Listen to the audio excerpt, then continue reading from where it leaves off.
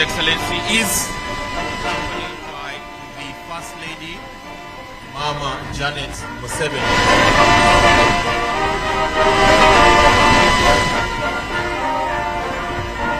The President has the street guard parade that was mounted, this afternoon, and now officially receiving him to Parliament for ceremonial grounds is the Speaker, the Deputy Speaker, Minister for Finance, who has a very key role this afternoon, as well as the administration of Parliament. The President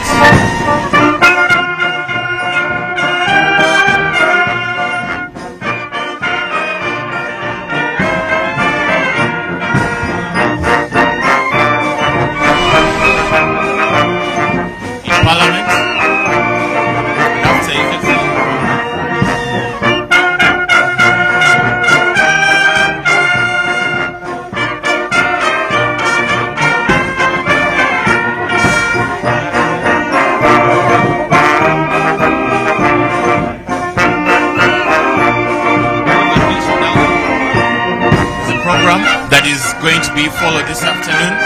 It is very well known by honorable members of Parliament, but just to guide our distinguished guests who are here, after the official signing of the registration book, as a welcome to His Excellency the President and Mama, the Speaker shall lead the procession to Parliament. Thereafter we shall have the anthems, that is the Uganda National Anthem, followed by the East African Anthem. Thereafter we shall have prayers, and then the Speaker shall proceed to proclaim the Kololo Ceremonial Independence Grounds as the official precincts of Parliament of the Republic of Uganda. After that, she shall give her communication to the honorable members of Parliament present, and thereafter she shall invite His Excellency the President to give the budget speech. The President usually delegates this very key important role to his Minister for Finance, who is already present in the dais, soon to be the Chamber of Parliament, Honorable Matia Kasaija, who is also a Commissioner of Parliament. After that, the President shall give a speech after the reading of the official estimates expected to be utilized in financial year 2025-2026, and thereafter the House shall adjourn and it shall be a close of business for the day. This shall be witnessed through the anthems in reverse order, which shall be the East African Anthem, followed by the Uganda National Anthem, and thereafter the departure shall be in reverse order, which means the last person to arrive here today shall be the first person to depart.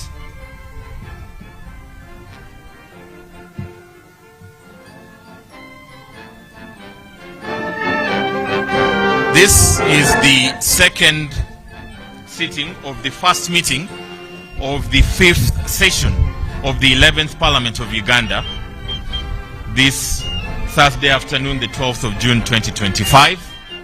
This session is the last session of the 11th Parliament, and the budget we are going to receive has been the last budget that will be utilized within this 11th, the term of this 11th Parliament, but it is the second last budget that is being made by the 11th Parliament. The last will be the budget for the financial year that will come next year, 2026-2027.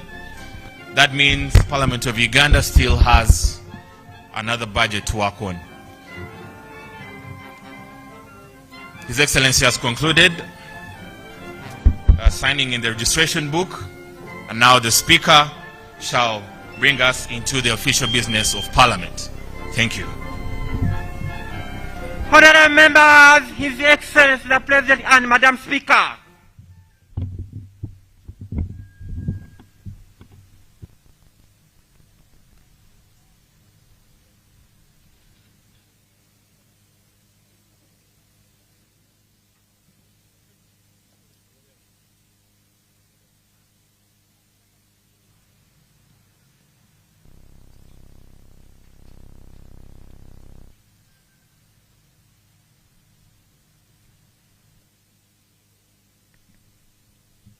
anthems.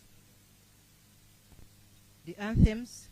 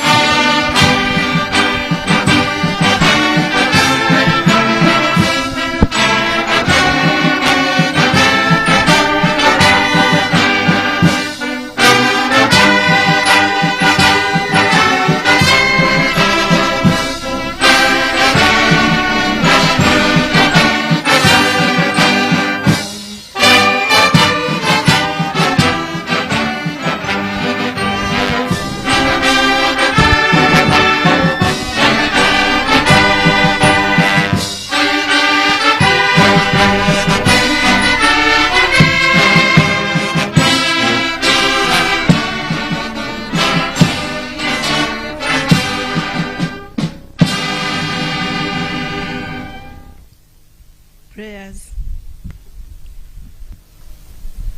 Almighty God, who in your infinite wisdom and providential goodness have appointed the offices of leaders and parliaments for the welfare of society and the just government of humanity, we beseech you to look upon with your abundant favor these your servants, whom you've been pleased to call to the performance of such important trusts in this land. Let your blessing descend upon them here assembled, and grant that they may, as in your presence, treat and consider all matters that shall come under that deliberation, in so just and faithful a manner as to promote your honor and glory, and to advance the good of those whose interests you have committed to the church. Amen. Amen.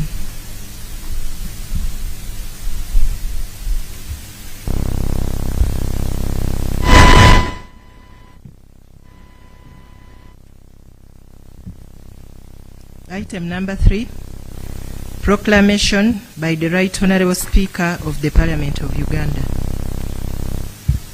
Whereas Article 101, Sub-Article 2 of the Constitution of the Republic of Uganda states that His Excellency, the President of the Republic of Uganda, may, in consultation... Airtel Extreme Unlimited Internet just got better. Paying for an Extreme Unlimited Internet connection now comes with free data, SMS, plus voice minutes to call and text across networks for the Muganga who pays the monthly bill. Stay connected inside, outside, and everywhere in between with unlimited high-speed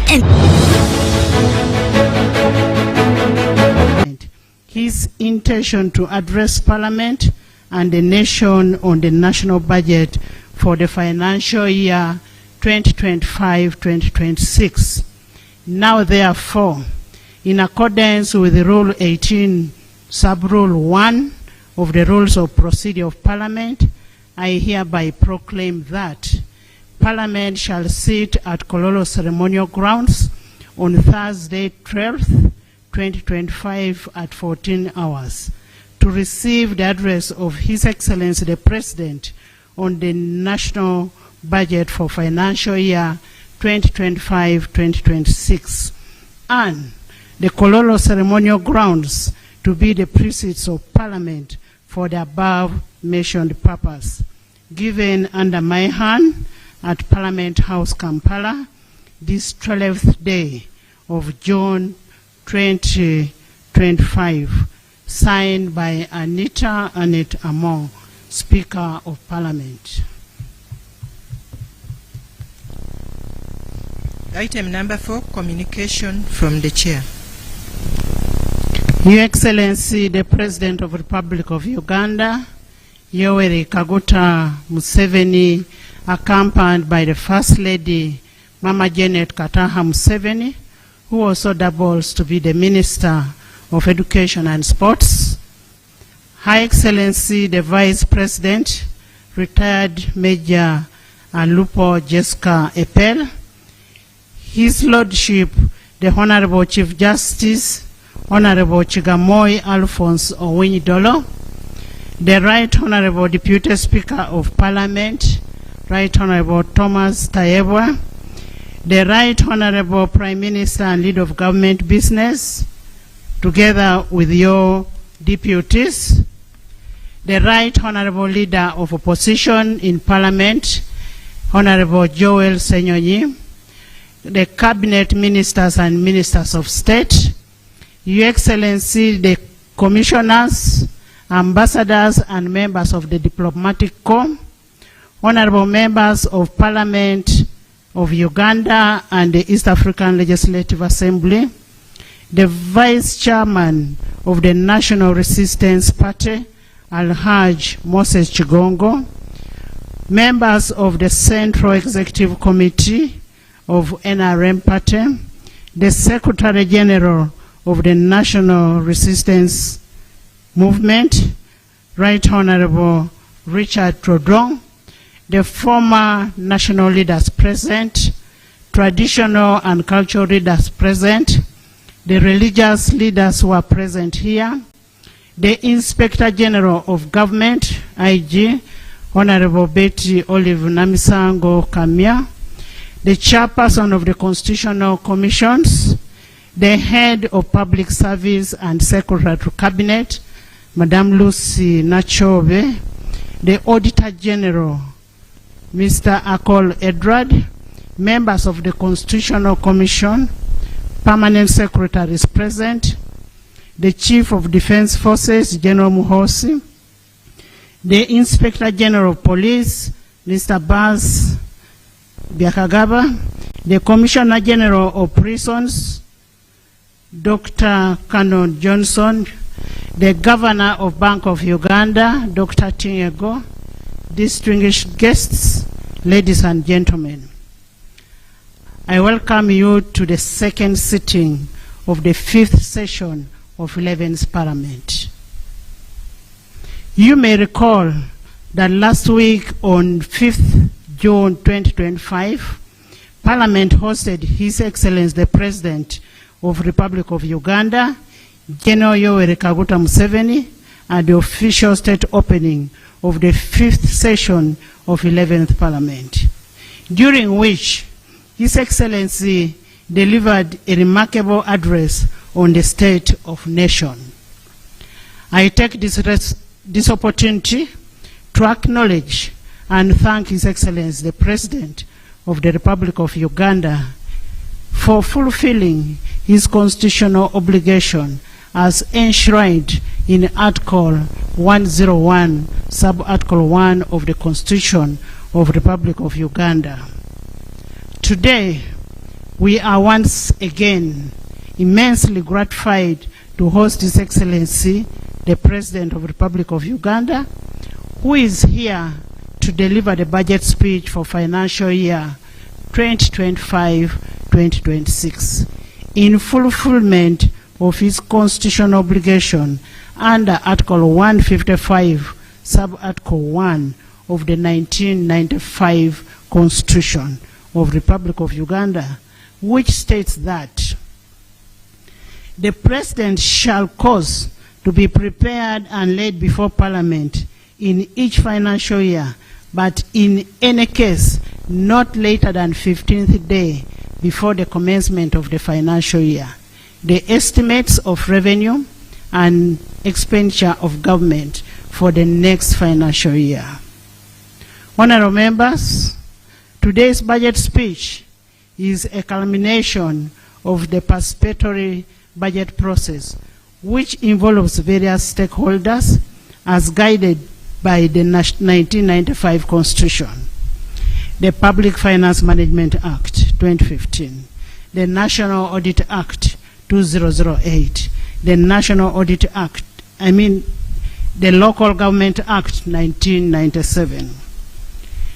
This participatory budget process is an avenue of the citizen involvement in policy decisions, resource prioritization and allocation, and the monitoring of the public expenditure.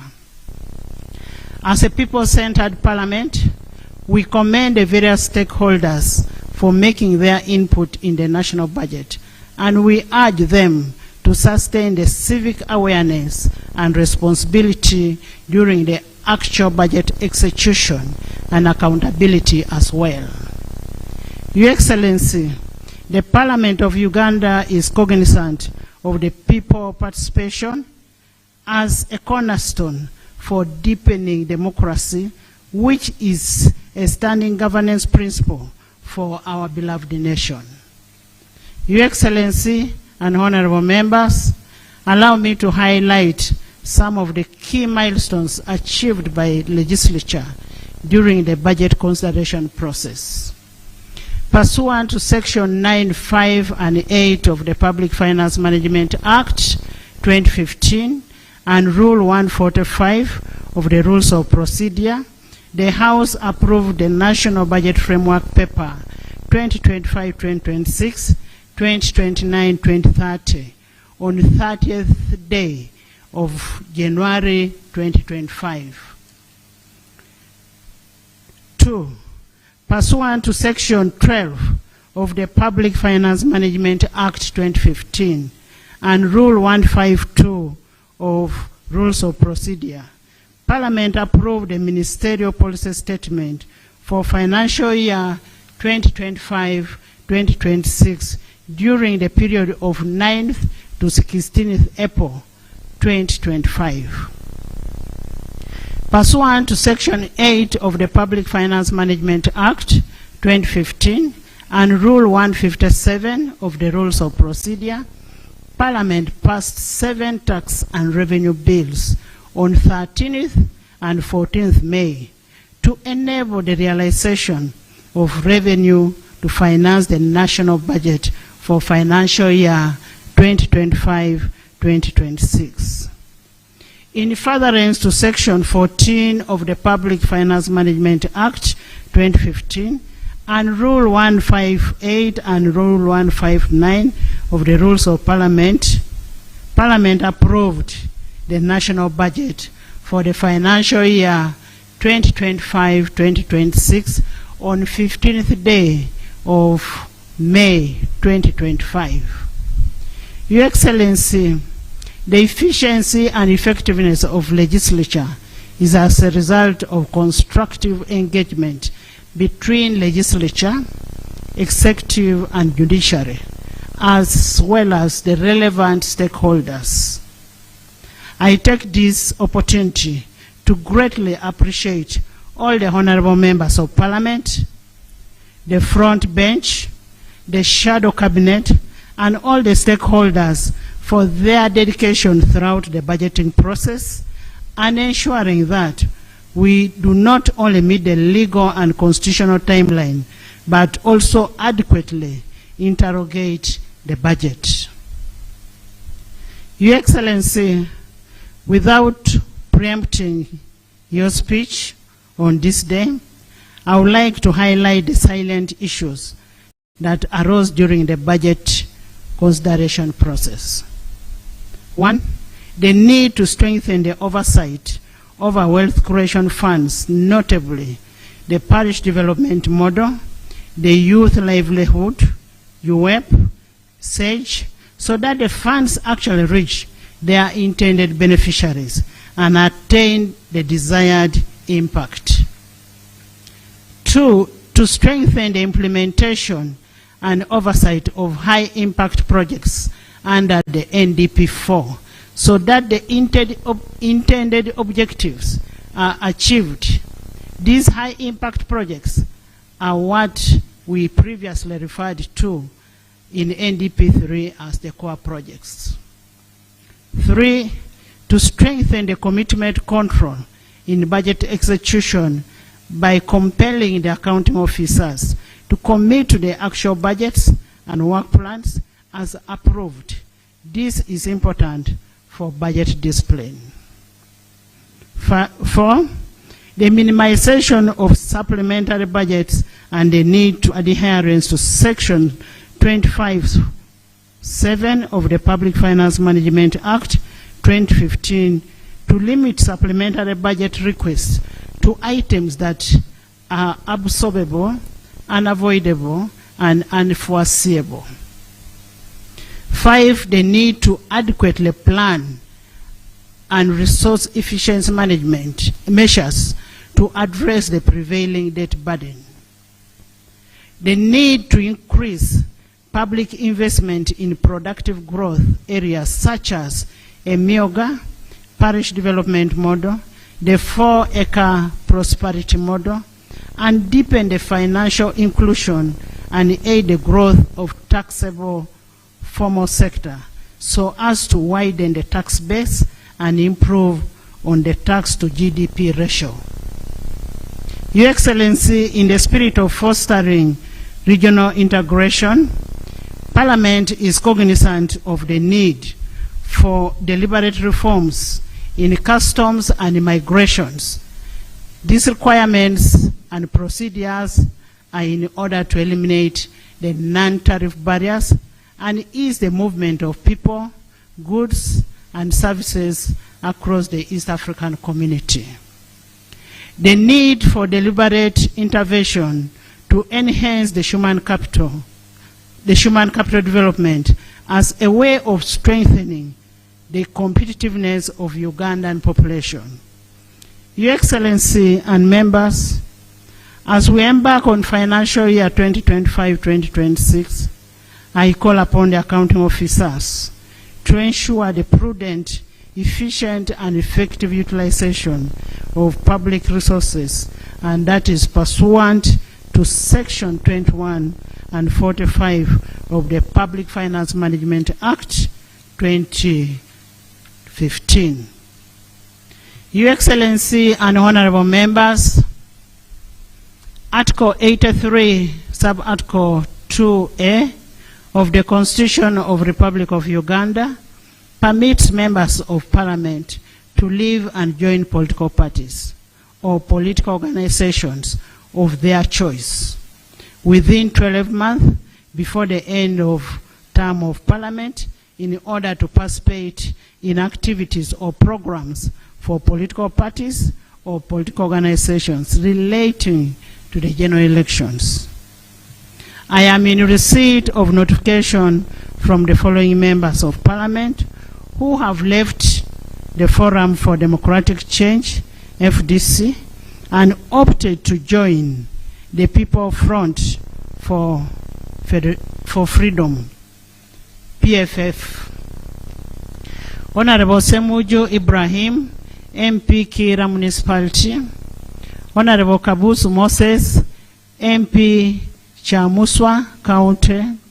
Honorable Nakato Asinansi, the woman MP of Hoima City, Honorable Kamara Nicholas Tadeus, MP Kabale Municipality, Honorable Katshabe Atkins Godfrey, MP Bukonjo County West, Honorable Mohindo Harold Tony, MP Bukonjo County East, Honorable Namanya Naboth, MP Rubabo County, Honorable Muijiche Francis, MP Buhesh County, Honorable Awol Betty Ochan, Gulu City Woman Member of Parliament. We extend our best wishes to the members as they exercise their freedom of association as enshrined in Article 29 of the 1995 Constitution that we sought to uphold. Your Excellency, the President, and honorable members, and distinguished guests, I say all this for God and my country.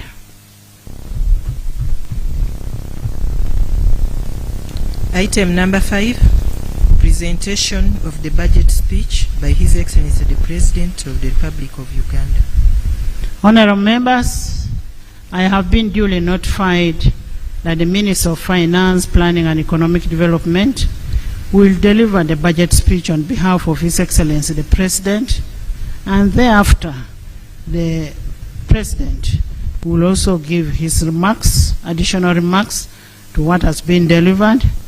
I now want to invite the Minister of Finance, Planning and Economic Development to deliver the budget speech. Honorable Minister.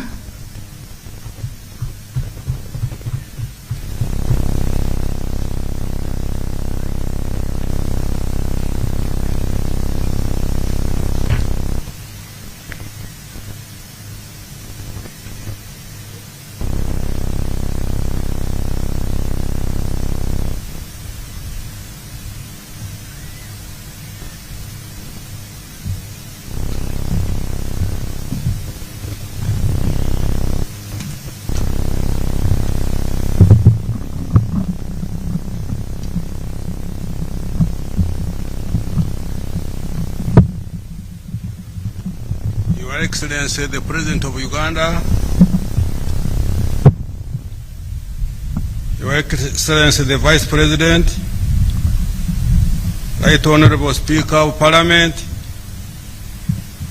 Your Lordship, the Chief Justice, Right Honorable Deputy Speaker of Parliament,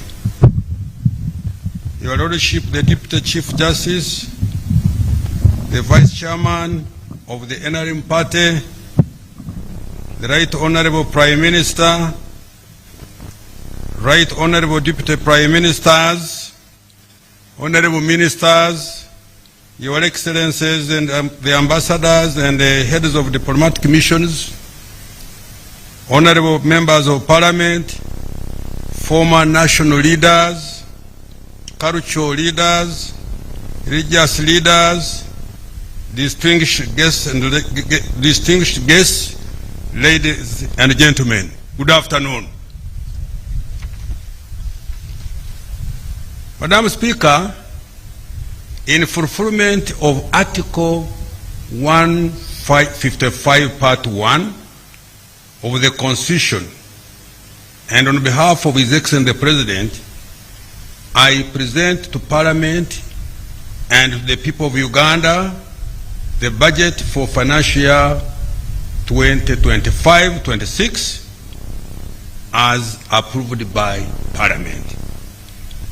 Madam Speaker, in this speech, I will, 1, provide accountability to the people of Uganda on the performance of the commitments made by the NRM government for the first half of the Uganda Vision 2040. 2, present the recent performance of the economy and outlook.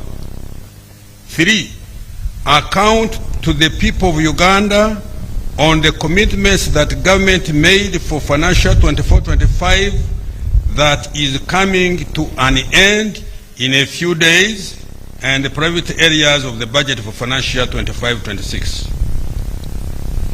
4, highlight the financing strategy of the financial year 25-26 budget.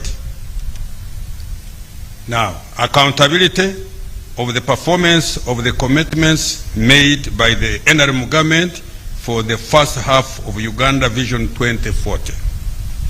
Madam Speaker, let me first congratulate His Excellency the President on his leadership that has built a resilient, stable, transformative, and competitive economy that is attractive to investors.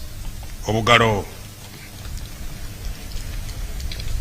Uganda is among the fastest growing economies in the world and is projected to become the fastest growing by 2031 according to the Harvard Growth Club. This is despite the various domestic, regional, and global shocks that have impacted us in the recent years. The growth is on account of a unique economic ideology championed by His Excellency the President, which is built on the 4 principles of socio-economic transformation, patriotism, Pan-Africanism, and democracy. Madam Speaker, the first half of Uganda Vision 2024 started in 2010 with the implementation of the first 5-year National Development Plan and thereafter NDP 2 and NDP 3, which ends this financial year. The initial years of the NRM government before 2010, we dedicated to restoring sustainable peace, recovering and stabilizing a broken economy, addressing extreme poverty, and implementing reforms that liberalized the economy and created an environment for private sector to flourish. We are now in the phase of socio-economic transformation to facilitate wealth creation and prosperity. Your Excellency, I thank and commend you for this.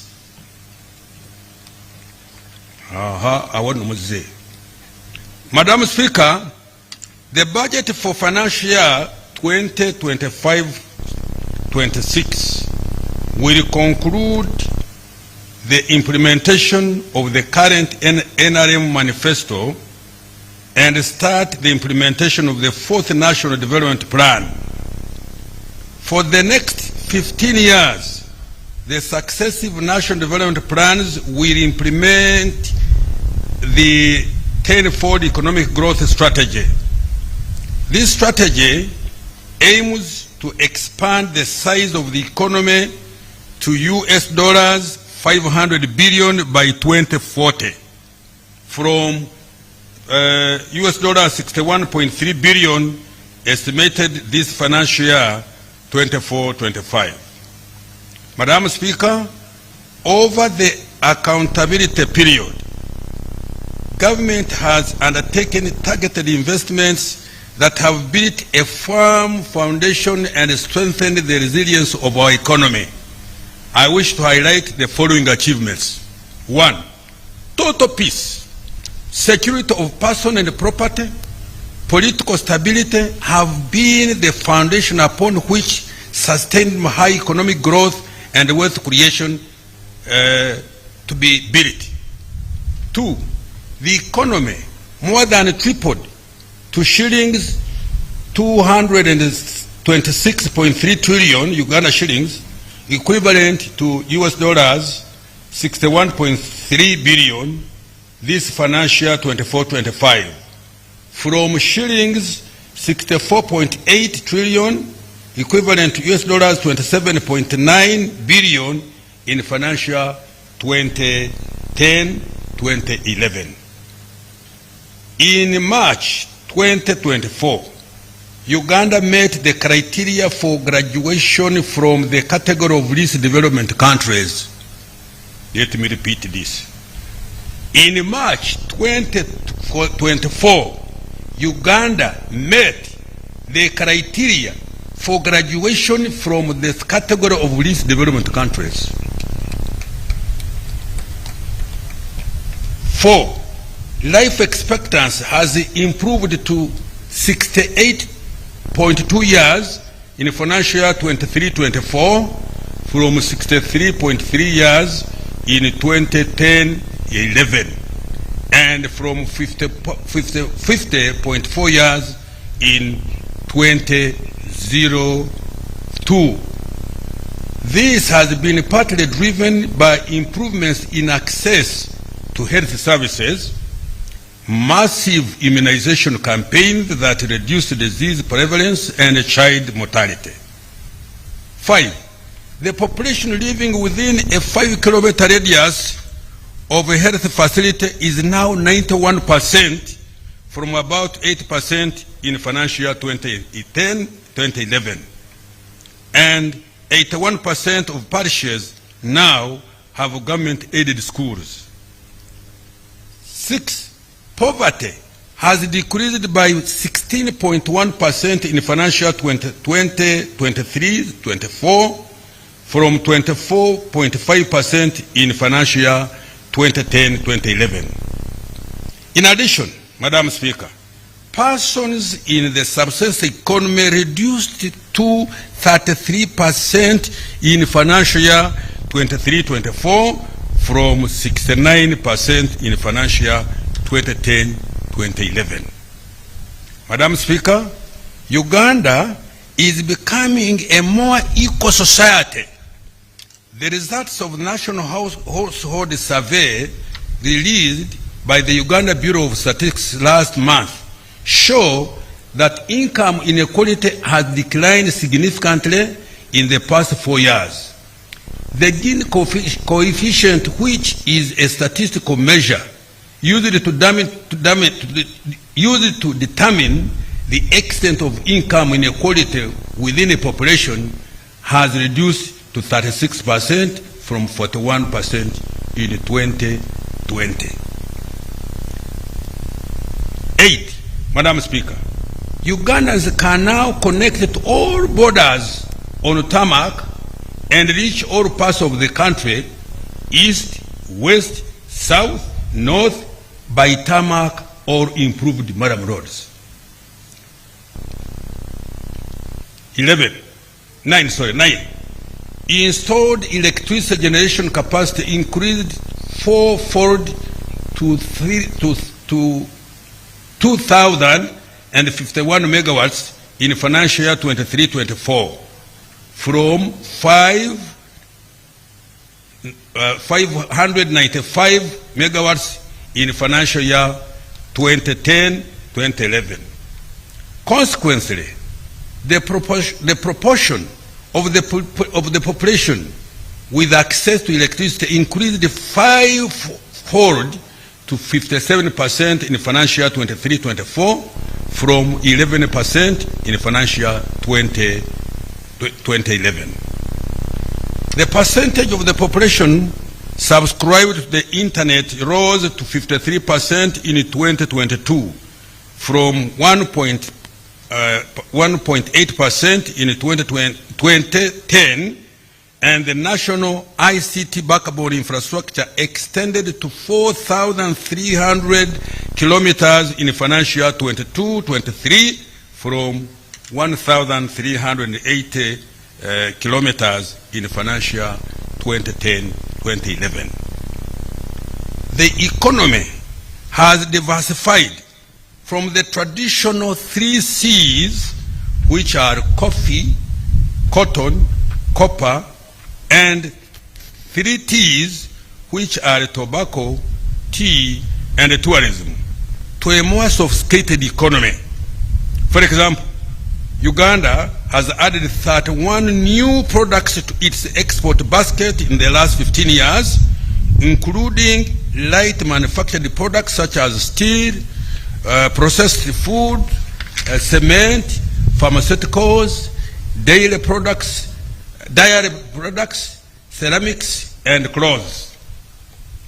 The number of manufacturing units, factories of various sizes, has increased by about 18,000 from 31,757 in 2010-2011 to 50,000 in financial year 2023-24.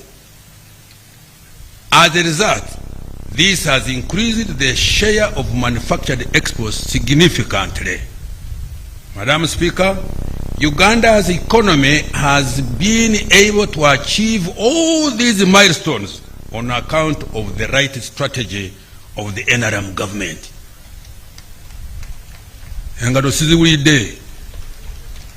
Let me repeat. Madam Speaker, Uganda's economy has been able to achieve all these milestones on account of the right strategy of the NRM government. Madam Speaker, since the necessary foundation has already been established by intentionally prioritizing investments in infrastructure, the speed of economic transformation is destined to be faster in the medium term. Madam Speaker, the budget for next financial year and over the medium term is focused on people and wealth creation. Consequently, the theme of the next financial year 25-26 remains full monetization of Uganda's economy through commercial agriculture, industrialization, expanding and broadening services, and digital transformation and market access.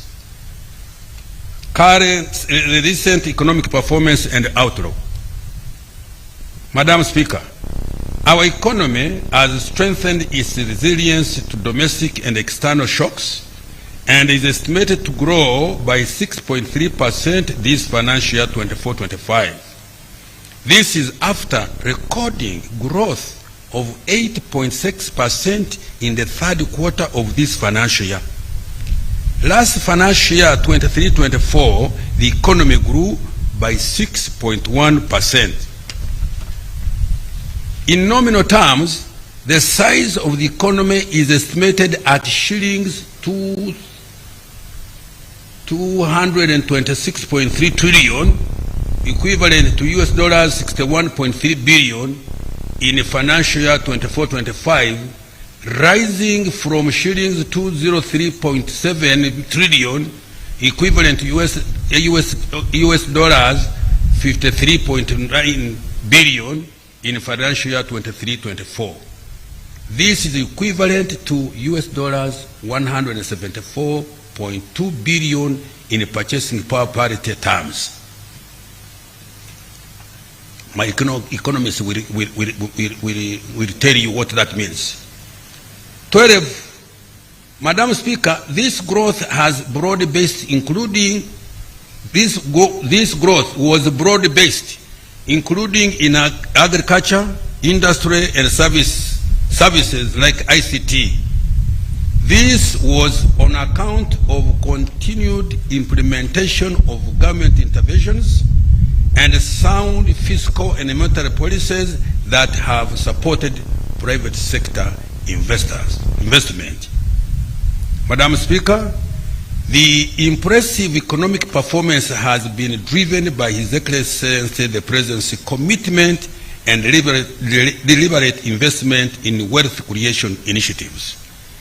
I thank His Excellency the President for setting the tone and for providing leadership and direction.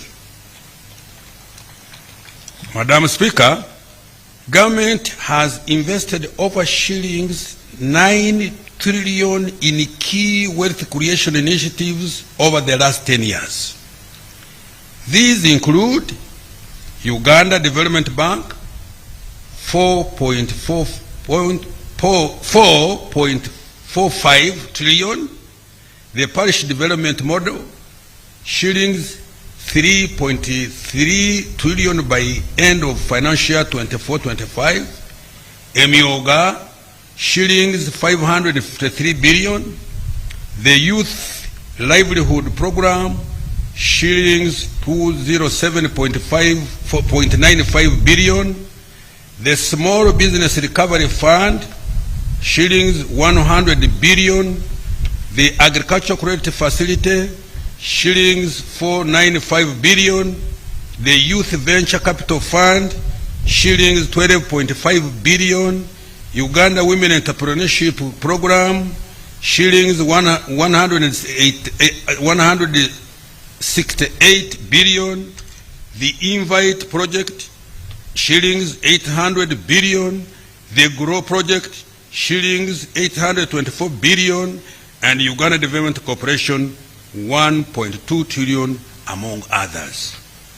Madam Speaker, the economy is expected to grow faster by at least 7% next financial year, 25-26, and to double digits at the onset of oil and gas production.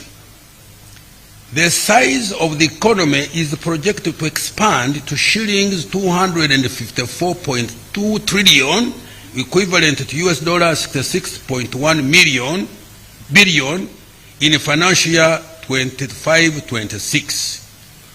This will translate into a higher GDP per capita of US dollars 1,000.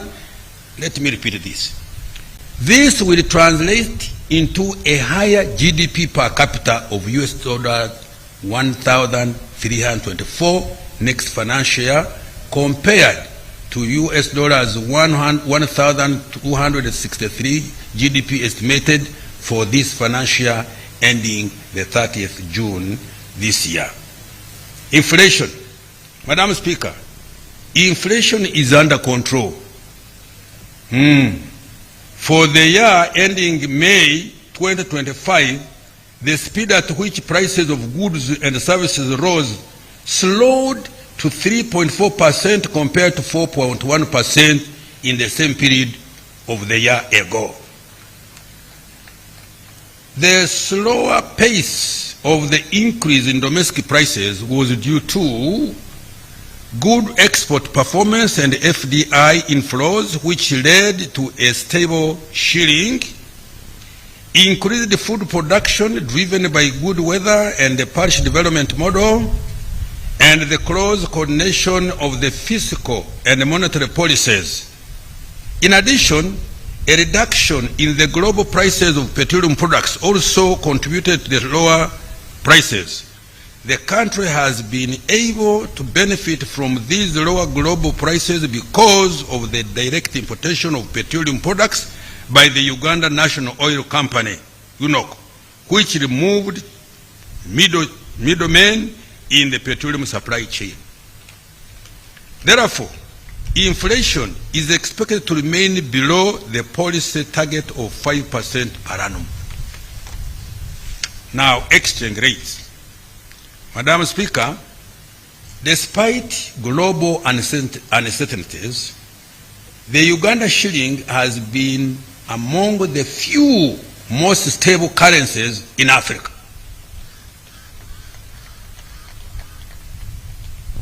Can I repeat? Madam Speaker, despite global uncertainties, the Uganda shilling has been among the few most stable currencies in Africa. The shilling appreciated by 4% year on year in April 2025 compared to the same month in 2024. Uganda's shilling has been ranked the most stable currency in Africa according to the International Financial Statistics Division of the IMF. This resilience is due to good export performance, strong inflows of foreign direct investment, and tourism receipts. Now, interest rates. Madam Speaker, the price of money has reduced to an average of 17.7% per year in March 2025 from 18.1% in November 2024. This decline was partly driven by a slight reduction in the Bank of Uganda's reference interest rate and increased lending at lower interest rates to lower risk borrowers. Private sector credit. Madam Speaker, The stock of private sector credit grew to shillings 23.3 trillion in March 2025 from shillings 21.9 trillion in June 2024. This represents growth of 6%. Although this is low, it is expected to increase as private sector activity and household demand continues to recover. Madam Speaker, contrary to conventional economics that government borrowing crowds out private sector credit, Uganda's government borrowing has instead availed cheaper and patient capital to the private sector engaged in wealth creation initiatives. Government borrows from commercial banks at relatively high rates and avails financing to the private sector in strategic sectors at relatively low or no interest rates. Government has provided direct credit to the private sector and household to supplement credit from commercial banks and other financial institutions through PDM, Emyoga, Youth and Women Livelihood Funds, Women Enterprise Support Funds totaling shillings 9.1 trillion, which is equivalent to 3.6% of total domestic economic output in financial 24-25. External sector development. Madam Speaker, total exports of goods and services for the 12 months of March 2025 is US dollars 11.8 billion from US dollars 9.56 billion for the same period in year 2024. Of this, exports of goods were US dollars 9.3 billion for the same period, up from 7.3 billion in March 2024, representing growth of 26%. The top exports include gold, US dollar 3.698 billion, coffee, US dollars 1.83 billion, which alone had an annual average growth of 84.9%. Industrial products, 626.5 US dollars million, cocoa beans, US dollars 410.8 million, milk products, US dollars 285 million, base metals and products, US dollars 230.6 million, sugar, US dollars 186.5 million, fish and fish products, US dollars 107.7 million, maize, US dollars 86.37 million, and other agricultural products like tea, tobacco, cotton, beans, fruits, vegetables, flowers, simsim, sesame, nuts, vanilla, and other grains, giving US dollars 575.9 million. Madam Speaker, this financial year, for the first time in the history of Uganda, coffee exports earnings not only exceeded the $1 billion mark, but are on track to double to US dollars 2 billion per year. While it took the country more than a century to reach US dollars 1 billion earnings per annum from coffee, it has taken just 1 year to double these earnings. This is an example of the kind of economic leap envisioned under the 10-fold growth strategy. I therefore implore Ugandans to grow more coffee and, most importantly, add value to our coffee before we export it for higher earnings. Madam Speaker, for the year ending March 2025, the Middle East was Uganda's top export destination, followed by the East African Community, Asia, and the European Union. Uganda recorded large trade surpluses with the Middle East worth US dollars 186.3 million and the European Union worth US dollars 117.7 million. The main export commodities to these markets were coffee, industrial and mineral products. Madam Speaker, I wish to note that His Excellency the President, Madam Speaker, I wish to note that His Excellency the President's message and deliberate strategy of increasing the share of manufactured exports in total exports has started producing positive results. New research by the Harvard Economic Growth Lab shows that Uganda has become more complex for its level of income. This means that while earnings from traditional exports like coffee are significantly increasing, their contribution to the total export basket is declining. New products that require more advanced production technology than that expected for our level of income are contributing an increasing share of our total exports. According to the study, in the last 15 years, Uganda added 31 new products to its export basket.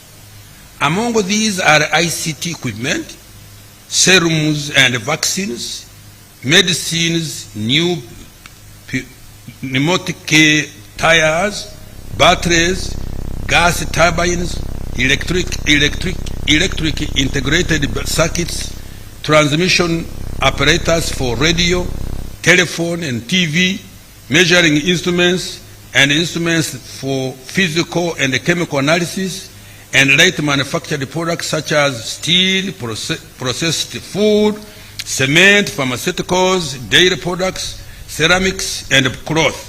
The country also has an opportunity of harnessing the production of 50 new complex products which are referred to as strategic bets. Tourism and foreign direct investment. Madam Speaker, tourism earnings have grown by 13.1% to US dollars 1.52 billion in 12 months to March 2025 from US dollars 1.36 billion during the same period in 2024. This impressive growth is attributed to the sustainable peace, increased competitiveness of Uganda's tourism industry, and government investment in strategic tourism infrastructure, including Uganda Airlines, remittances from Ugandans living and working abroad were US dollars 1.4 billion 12 months to March 2025 compared to US dollars 1.33 billion in the same period in 2024. Madam Speaker, Uganda has maintained its top ranking as one of the best investment destination in Africa. Let me repeat this. Madam Speaker, Uganda has maintained its top ranking as one of the best investment destination in Africa. Foreign direct investments were worth US dollar 3.4 billion in 12 months to March 2025 compared to US dollars 2.99 billion during the same period in 2024. This performance was due to improved competitiveness of our economy. Fiscal performance. Madam Speaker, revenue collection is projected at shilling 31.9 trillion this financial year ending June 2025, equivalent to about 14.3% of total domestic economic output or GDP. Total expenditure outturn is estimated at shillings 51.53 trillion this financial year, excluding Bank of Uganda securities and domestic financing date rollover. The budget deficit is estimated at 7.2% of GDP. Madam Speaker, government plans to collect shillings 37.2 trillion in domestic revenue next financial year 25-26. This will finance about 60% of the national budget. The rest of the budget will be financed through borrowing and grants. Madam Speaker, government has stepped up efforts to mobilize domestic revenue. Going forward, emphasis will be put on the following. 1. Broadening the tax base through strategic investment in the opportunities in agro-industry, tourism, minerals, including oil and gas, science, technology, and innovation, including ICT, as well as interventions that support wealth creation and the growth of small and medium enterprises. Eliminating corruption at URA through punishing corrupt officers and taxpayers who collude with URA staff, as well as leveraging digital platforms to minimize human interaction. 3. Enhancing implementation of electronic fiscal receipting and invoicing solutions, which is Congregation EFRIS, digital tax stamps, rental tax solution, and regular audits, especially for transfer pricing. Combating smuggling at border points through extended surveillance using advanced technologies like scanners, drones, and tracking systems, with increased patrols in high-risk areas. Rationalizing tax exemptions to focus on only those that support industrial policy and introducing sunset clauses. Amending tax laws to close loopholes that cause revenue leakage and providing clarity to encourage voluntary compliance. Strengthening URA, including recruitment and training of tax officers to effectively administer tax collection, and supporting local governments and revenue generating public entities to increase revenue collection. Accountability for financial 24-25 and priorities for the financial 20-25-26. Madam Speaker, when I delivered the budget speech for financial 24-25, I made several commitments on government expenditure priorities for the financial year. In February 2025, I presented a detailed semi-annual budget performance report of this financial year to Parliament in line with the law. In this section, I provide the highlights of what government has achieved this financial year to date. Madam Speaker, with respect to investing in people of Uganda, the following has been achieved. Let me repeat. Madam Speaker, with respect to investing in the people of Uganda, the following has been achieved. Health. Madam Speaker, during this period, this financial year 24-25, the following milestones have been achieved in the health sector. 1. Government continued to invest in saving the lives of Ugandans by providing shillings 721 billion for healthcare supplies, general and essential medicines under the national medical stores. This included additional financing of shillings 100 billion for essential medicines, shillings 116.8 billion for RRVs, shillings 2.9 billion for anti-malaria medicines, shillings 17.8 billion for immunization supplies, and shillings 52.3 billion for laboratory supplies, and shillings 2.1 billion for anti-TB drugs. Government continue to improve healthcare infrastructure and equipment. For example, we completed, equipped, and commissioned 3 regional blood banks in Hoima, Arua, and Soroti. Operationalized 16 high-capacity oxygen plants across key regional referral hospitals. Continued infrastructure development and equipping of the 2 specialized centers for cancer and cardiovascular care. Infrastructure development of Rubowa Specialized Hospital is now at 68% progress, and training of the specialists is ongoing. Constructed new maternity wards and the staff houses in the health center 2s that are being upgraded to health center 3s. Distributed 20 digital X-ray machines to general hospitals and installed CT scans in 14 out of 16 regional referral hospitals. Government implemented interventions for preventive health care, for disease prevention and promotion of healthy lifestyles. For example, trained and deployed community health extension workers across the country to deliver essential health education on hygiene and sanitation, nutrition and disease prevention, and to support routine immunization efforts. Undertook residual spraying in 13 districts, which protected the lives of 2.7 billion people and 560,000 households against malaria, and introduced the malaria vaccine into the extended program on immunization targeting children under 5 years of age.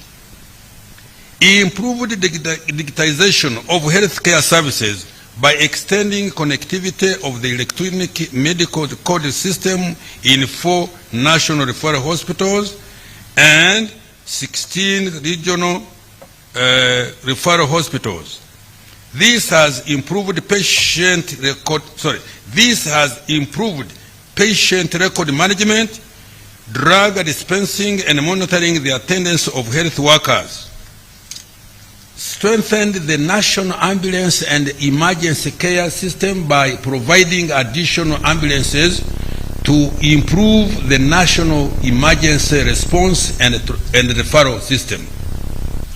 Madam Speaker, to further improve the health of Ugandans, a total of shillings 5.87 trillion has been provided in next financial year 25-26. The priority intervention will include 1, functionalizing health centers 4, 2, strengthening primary health care and community health services, 3, scale up of national e-health infrastructure, 4, promotion of nutrition and education and reproductive health, 5, continued deployment of community health extension workers, 6, strengthening the national ambulance and emergency referral system, and 7, construction of specialized health facilities for cancer and cardiovascular care. Now, education. Madam Speaker, the following milestones have been achieved in the education sector.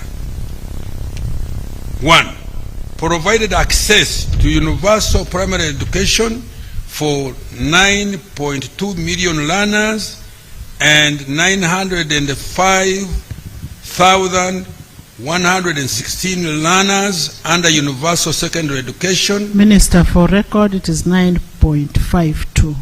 Oh, 4.52. Well, my officers have misled me. And I close that one.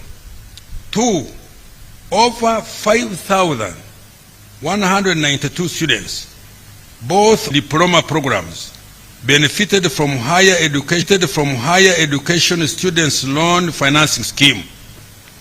In addition, 4,000 learners benefited from government sponsorship joining public universities. 3, a total of 166 seed schools have been constructed under the UGFID program. 4. In preparation for CHAN and ACFON 27, government has so far spent shillings 496.8 billion for the construction of Hoima and Akibua stadia, as well as the associated training facilities across the country. Government will spend a total of shillings 1.3 trillion to get these facilities completed. In addition, Mandela National Stadium has been upgraded and government commissioned the National High Altitude Training Center, Teriyet, in Kapchorwa. In order to improve compliance with quality standards, government digitalized school inspections in all public schools and certificate awarding technical, vocational, education and training institution. To improve the qualifications and skills of primary school teachers to meet the new minimum education requirement of degree level, government has established the Uganda National Institute for Teacher Education, UNITE. So far, UNITE has enrolled 1,000 students across 5 campuses and has been supported to undertake staff recruitment and take over the operations of 23 primary teachers' colleges to upgrade certificate teachers to diploma level. Rolled out the abridged A-level curriculum to implement the competence-based curriculum for A-level. A total of 357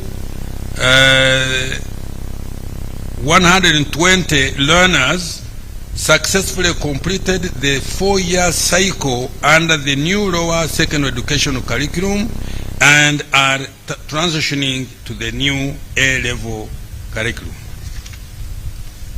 Implemented the TVET reform to increase industry participation in TVET training and delivery. A new TVET council, sector skills council and secretariat have been established with representation from various sectors. Madam Speaker, next financial year, I have provided 5.04 trillion for priority interventions, which include 1. Continuing to provide free education to Ugandans under UPE, USE, and universal post-O-level education and training. 2. Providing sponsorship and student loans for higher education. 3. Rehabilitation of 120 traditional secondary schools and 31 special need primary schools. 4. Construction of 106 new seed schools and expansion of 61 existing secondary schools. 5. Recruitment of more teachers and non-teaching staff. 6. Strict enforcement of teachers and learners inspection across the country using an electronic system. 7. Providing textbooks and instructional materials to improve the textbook to student ratio to 1.3 from the current 1 to 1.5. Operationalization of Bunyoro and Busoga universities and completion of the ongoing construction of stadia and training facilities ahead of CHAN and AFCON 27, as I've said before. Social protection. Madam Speaker, to keep our senior citizens healthy and to actively participate in socio-economic activities, government has divided shillings 811 billion, benefiting 702 older persons across the country under the social assistance grants for the elderly program, SAGE. In addition, 1,741 older persons group enterprises have been funded with government grants worth 5.5 billion benefiting 11,644 older persons under the Special Enterprise Grant for Older Persons Program, SEGOP. Other social protection intervention which government has supported include the following: Youth Livelihood Program. A total of 24,228 youth enterprises have been funded to the tune of 191.336 billion, benefiting 274,211 youth. 271,211. That's I have read it wrong. Let me repeat. 271,211 youth. The enterprises are in agriculture, 30%, trade, 38%, trade, 32%, other services, 19%, and others, 11%. Uganda Women Entrepreneurship Program, WEP.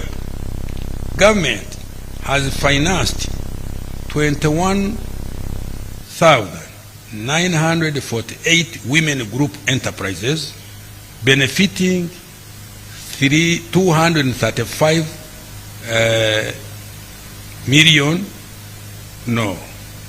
114 women. National Special Grant for Persons with Disability to address high vulnerability and poverty levels among persons with disability. Government has supported 8,107 enterprises, benefiting to 50,900 person. 59,901. 59,901 persons with disabilities. Madam Speaker, I have provided an additional shillings 404.9 billion for social protection next financial year 2025-26. Water, sanitation, and environmental protection. Madam Speaker, to improve the quality of life, government continues to invest in the provision of safe water, improve sanitation, and ensure protection of the environment. These include the following. 1. Villages in Uganda with at least one safe water source have remarkably increased to 8 out of every 10 villages. Nationwide, 57,951 villages out of 71,225 have been served with a safe water source. 2. Completed the construction of 259 medium and large solar-powered water supply and sanitation systems and gravity flow schemes across the country. 3.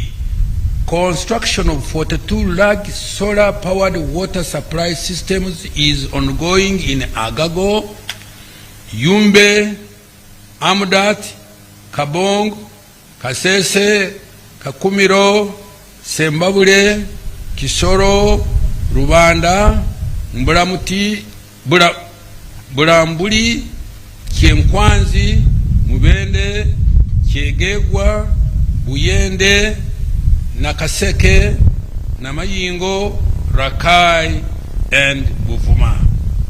With regard to clean water, construction of piped town water supply systems is ongoing in 32 towns. These include Namasari, Kakingo, Kamuli, Ngoma Town, Lunya, Karogo, Phase 2, Ishaka, Mobilizing, Nyakashaka, Bukumi, Kanapa, and Odongei, Construction is also ongoing in Parabekar, Rhino Camp, Aradufile, Lubeli Refugee Settlement, Bulori, Nyanseke, Busale, Kibuzi, and expansion in 2 towns of Kiboga and Zigoti. Other beneficiaries towns are Lamuo, Lacheskot, Ir,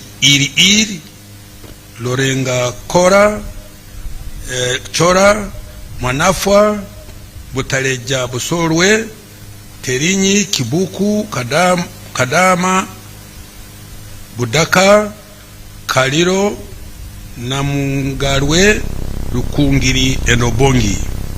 Construction of various water supply systems in 26 districts is at varying levels of physical progress. These include Manafwa Town Council and installation of solar packages that is ongoing in Loslang, Kasawo, Phase 1, Kaburawizi, Phase 1, Bukumi, Burangira, and Kievando, Kasimbi, and Busale town. Also, government is starting the development of new piped water supply systems in Rwanda, Kabale, Albetong, Nakasongola, Kamuli districts, among others. Madam Speaker, I have provided an additional shillings 366.1 billion next financial year for water resource management, climate change mitigation, natural resources, and environment.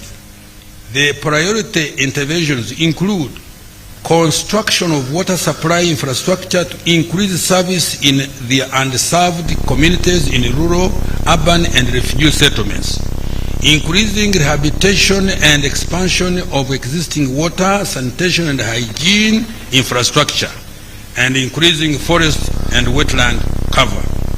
Madam Speaker, overall, I have allocated a total of shillings 11.44 trillion next financial year towards investing in the people of Uganda through health, education, social protection, and water and sanitation.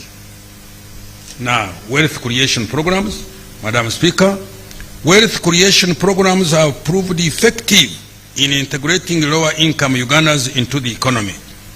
As already reported, poverty and inequality have reduced thanks to the following opportunity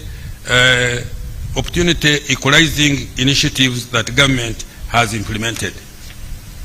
Parish development model. Madam Speaker, by 30th June this year, a total of shillings 3.3 trillion will have been transferred to 10,589 parishes across the country to transform the household still in subsistence to join the money economy. Each parish gets shillings 100,000 per year. So far, the PDM funds have reached 2.63 million beneficiaries in all districts and parishes. The beneficiaries have invested 45% of the money in cash and food crops such as maize, cassava, onions, bananas, and Irish potatoes, 36% in livestock such as piggery, goats, beef cattle, dairy cattle, and sheep, 20% in poultry, and 6% in other enterprises.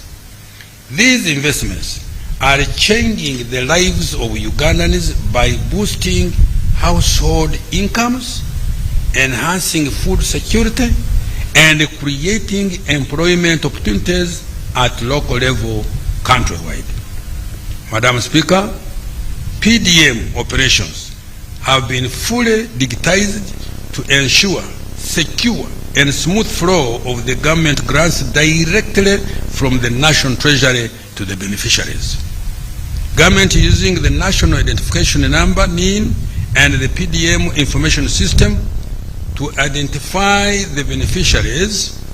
the Wendy application to send the money and the Zaidi application to monitor and ensure that the money goes to the right beneficiaries and that they are using it to finance the right enterprises. This has enhanced efficiency and convenience in access and helped to reduce corruption in the PDM operations. Effective next year, every parish chief will make use of the PDMs to prepare an annual report on the state of their parish economy and asset register, the SPEAR report. This report will enable tracking of progress towards full monetization of the economy for every parish.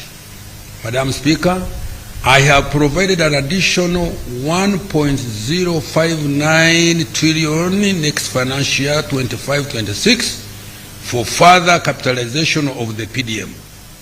This will avail an additional shillings 100 million per parish for households that have not yet benefited from the PDM. Government has also provided money to pay for the bank charges to ensure that beneficiaries receive the full amount of shillings 1 million each. Government is also providing a grant of 500,000 shillings for persons with disability over and above the loan of 1 million to cater for the additional access requirements. Madam Speaker, in order to add value to and guarantee markets for PDM outputs, government has stepped up investment in agro-industry through vertical and horizontal value addition. This is targeting production of higher value multi-input products such as nutritional foods, baby foods that use several products like milk, eggs, and maize, and fruits and vegetables. Now, agricultural credit facility. Madam Speaker, government has injected a total of shillings 413.4 billion in the SEF since its establishment in 2010. In partnership with the participating financial institutions that match the government contribution, this facility has so far provided over 1 trillion in low interest loans by the end of March 2025 to support agricultural productivity, commercial farming, and agricultural value addition. The SF has so far supported 14,336 beneficiaries, of whom 3,531 are smallholder farmers.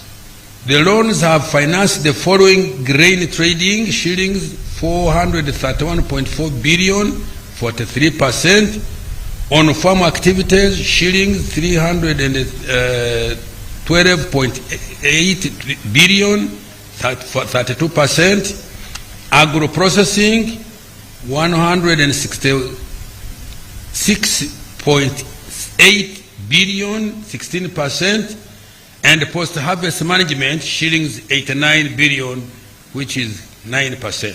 Madam Speaker, I have provided additional capital for the SEF of shillings 50 billion next financial year 25-26. This is in addition to the agricultural insurance that benefits all farmers, including PDM beneficiaries. Uganda Development Bank. Madam Speaker, government has cumulatively capitalized the UDB to the tune of shillings 1.5 trillion to support industrialization, agricultural commercialization, and acquisition of appropriate technologies to increase productivity. UDB has so far achieved the following. 1. UDB has provided shillings 2.45 trillion to 607 businesses engaged in commercial agriculture, agricultural value addition, manufacturing, tourism, hospitality, education, health services, creatives, and construction industry, and as at the end of December 2024. 2. Businesses supported by UDB have created 55,553 jobs, generated out of value of shillings 23 trillion, contributed shillings 944.2 billion in taxes, generated an equivalent of shillings 3.3 trillion in forex earnings, and shillings 3.15 trillion in profits for the private sector businesses supported. UDB has implemented special programs targeting small and medium enterprises and youth and women-owned businesses engaging in wealth creation. This has been done through provision of business development and incubation services. In order to ease access, UDB is opening up regional offices and has supported wealth creation enterprises in 96 districts across all the sub-regions. Madam Speaker, I have now provided an additional shillings 1 trillion for UDB next financial year. We turn to Emyoga. Madam Speaker, in order to boost incomes of Ugandans engaged in specialized trades, Emyoga, particularly in urban and peri-urban centers, government has so far provided a total of shillings 660 billion. This has benefited a total of 2.4 million Ugandans in creating 471,000 jobs and kick-starting a new local economy in value-added enterprises such as winemaking, carpentry, coffee value addition, metal fabrication, tailoring, artisanal products, mechanics, women in markets, restaurants, and services like hair and beauty salons and transport, among others. Madam Speaker, I am providing an additional 100 billion Uganda shillings next financial year to support more Emyoga enterprises as off-takers of PDM outposts. Following enactment of new TVET Act, government will support certification and issuance of practicing permits to competent practitioners benefiting from the Emyoga program. Small Business Recovery Fund, Madam Speaker. This fund was established to support small businesses which were affected by COVID-19 to recover with an initial capital of 100 million shillings, to be matched by commercial banks and other financial institutions. The funding from the SBRF has enabled 3,496 micro, small, and medium enterprises to recover from the effects of COVID-19, saving over 26,672 jobs in the sectors of trade and commerce, hospitality, and education and construction. Madam Speaker, in order to accelerate full monetization of the economy through various wealth creation programs, I have provided shillings 3.05 trillion next financial year, 2025/26. These funds are going to be passed 2.3 trillion. Next it is shillings 3.05 trillion.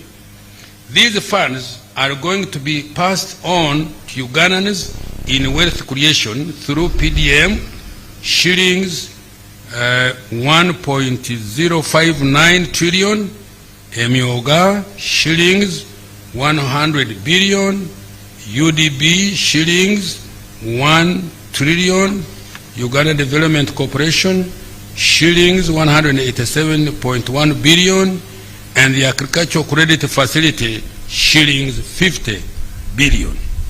Other include generating growth opportunities and productive for women enterprise. 231.3 billion, investment for industrial transformation and empowerment. Shillings 275.1 billion, presidential zonal industrial hubs and skilling initiatives. Shillings 58.5 billion to turn youth into manufacturers and support to microfinance. Shillings 48.5 billion. Agro-industrialization. Madam Speaker, the interventions in agro-industrialization this financial year and next financial year have prioritized research, increase in productivity, commercialization, and value addition in agriculture. Madam Speaker, some of the key achievements in this financial year include: 1. Research and genetics development of selected value chains. The National Animal Genetic Resource Center and the Data Bank has introduced superior animal genetic resources for breeding, multiplication, and distribution to farming households under PDM. NARO has completed the manufacturing facility for anti-tick vaccines at Nakisesa in Wakiso district with the capacity to produce over 20 million doses of the anti-tick vaccine per year. NARO has also developed agricultural technologies that increase productivity, such as water-saving cultivation technology, drought-resistant varieties, and integrated pest, disease, and weed control technologies, among others. Research in coffee by Nakori has contributed to increased national coffee production, productivity, and export earnings. Increasing agricultural production and productivity. The capacity of water for irrigation has increased to 54.76 million cubic meters. This is on account of government investment in small and large irrigation systems, including solar-powered irrigation. In particular, 7 large-scale irrigation schemes have been completed. These include Ngenge in Kwene district, Luengaju in Kabarole, Tochi in Oyam, Mobuktu in Kasese, Olwenyi in Kira, Lira, Doho 2 in Butareja, and Wadley in Pakwach. Another 3 irrigation schemes are currently under construction. These are Akomai in Bukedia district, Atari in Kweni Bulambuli district, and Namatala covering Budaka, Mbale, Butareja districts. Madam Speaker, another 142 solar-powered irrigation and water supply schemes have been completed across the country. In addition, 157 solar-powered irrigation and water supply schemes are under construction. Furthermore, 4,300 micro-scale irrigation facilities were constructed in 135 districts across the country and have benefited smallholder farmers of less than 2.5 acres. Madam Speaker, in addition, government completed Useke Dam in Kabong and Ogunga Dam in Katakwi for livestock, irrigation, and fish farming. In addition, 5,251 small and medium-scale irrigation schemes were established in 135 districts. Madam Speaker, government established 5 zonal agricultural mechanization centers in Marere, Buwama, Bungoko, Ogwata, and Sanga to support equipment access and tractor hire services, procured and distributed 260 assorted 4-wheeled tractors and implements to farmer groups in 60 districts countrywide, 750 power tillers single axle tractor and implements, and 2 pieces of dredging equipment for water hines and weed control, and trained 2,150 youth and women as operators, artisans, mechanics for tractors and implements. Madam Speaker, beginning this financial year, government introduced the large-scale commercial farmer interest-free credit facility of shillings 175 billion. This facility will help to increase production and productivity for improved food security and export.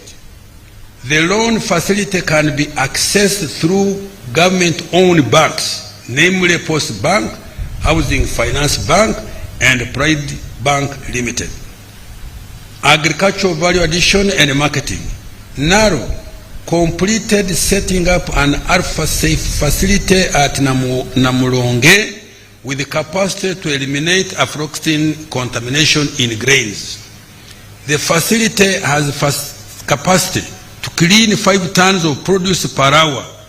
This will save the country an estimated $38 million per year, which is lost in export rejections due to aflatoxins, and most importantly, save the lives of Ugandans.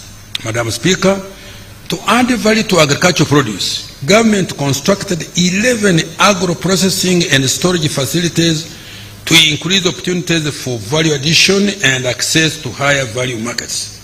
These include Rwimi Rice Processing Facility in Bunyangabu, Kasina Maize Processing Facility in Kyenjojo, Kigoyera Maize Processing Facility in Kyenjojo, Itojo Maize and Rice Processing Facility in Ntoroko, Nombe Coffee Processing Facility in Ntoroko, Apara Oil Seed Processing Facility in Alabetong, Gatianga Coffee Processing Facility in Winyangabu, Akorinmonjin Rice Processing Facility in Katakwi, Kajamaka Rice Processing Facility in Kumi, Chikwata Coffee Processing Facility in Nakaseke, and Chiwoko Maize Processing Facility in Nakaseke again. Madam Speaker, government is strengthening partnerships with the private sector through Uganda Development Corporation to support local value addition and manufacturing in a wide range of agricultural value chains. These investments include Soroto Fruit Factory, Budadiri Arabic Coffee, Mbale Growers Tea Factory, Mabale Growers Tea Factory, Kayonza Growers Tea Factory, Bukona Agro Processors, Atiaka Sugar Factory, and Yumbe Fruit Factory. Madam Speaker, as a part of the effort to increase access of Uganda's products to international markets, we dispatched the inaugural exports of coffee and milk to Serbia and Algeria, respectively. The milk exports to Algeria have potential to fetch Uganda export earnings worth $500 million. Madam Speaker, I have allocated a total of 1.86 trillion next financial year towards deepening agro-industrialization. These funds will support investments in 1. Agricultural research, 2. Agricultural inputs including fertilizers, 3. Water for irrigation, 4. Extension services, 5. Agro-processing and value addition, 6. Post-harvest handling and storage facilities, 7. Inspection, surveillance, certification, enforcement of quality standards, and market access. Now we turn to tourism development. Madam Speaker, Uganda's tourism sector continued to recover with the tourist arrivals increasing by 7.7% to 1,035,000 0.37 in 2024 from 1.27 million in 2023. Similarly, tourism earnings grew by 26% to US dollars 1.28 billion in 2024, up from 1.02 US dollars billion in 2023. Madam Speaker, the following achievements were registered: promoted and marketed Uganda through International Explore Uganda promotion campaign in high-value market segments in USA, Canada, and the United Kingdom. As a result, the year-on-year growth of interest in Uganda by tourists is 33% for the United Kingdom, 19% for Canada, 5% for the USA. Additionally, through the theme Uniquely Ours, we have promoted domestic tourism. As a result, domestic tourism in national parks increased by 15.7% in 2024, reaching 244,843 visitors. Continue to innovate and modernize tourism products to make them more competitive.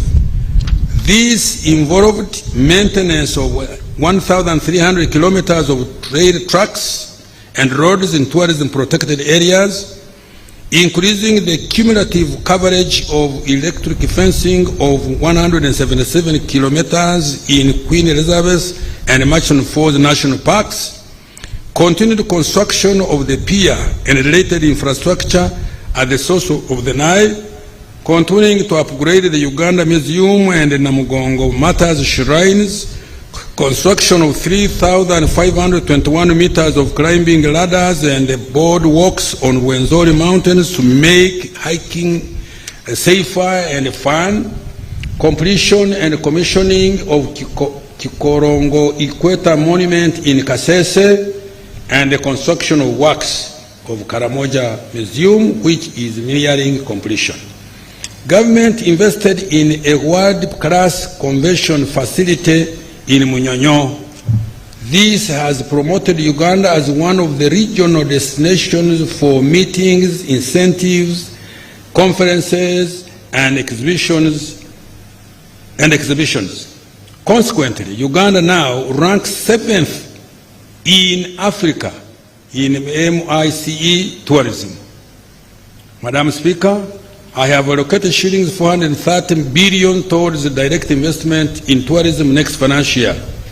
This is in addition to about 2.2 trillion provided for another tourism support investments such as tourism roads, ICT infrastructure in tourism areas, African Cup of Nations, AFCON infrastructure, and security strengthening in tourism areas. Madam Speaker, the focus next financial will be on 1, branding and marketing of Uganda as a tourism and investment destination. 2, infrastructure development in tourism sites. 3, construction of refreshment centers and highway sanitation facilities. 4, improving and enforcing hospitality standards and training. And 5, promoting health tourism by investment in specialized health facilities.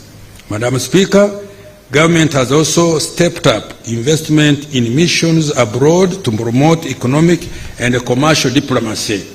Every mission is now tasked to bring investors and tourists and open up export markets. Mineral-based industrial development, including oil and gas. Madam Speaker, the following achievements were registered this financial year. Government facilitated the establishment of 10 gold refineries, 4 cement manufacturing plants, and 1 tin processing plant, contributing to mineral processing and refining. In the oil and gas sector, The Telenga and Kingfisher oil projects are on track for first oil production in 2026.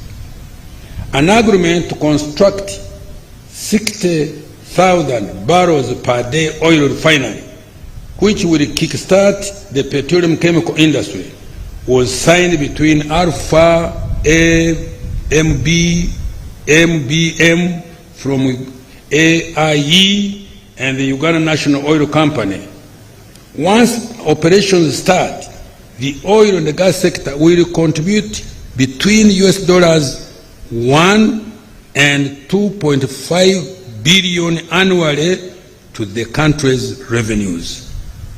With regard to local content in the oil and the gas industry, more Ugandan companies and individuals have benefited from contracts issued and jobs respectively.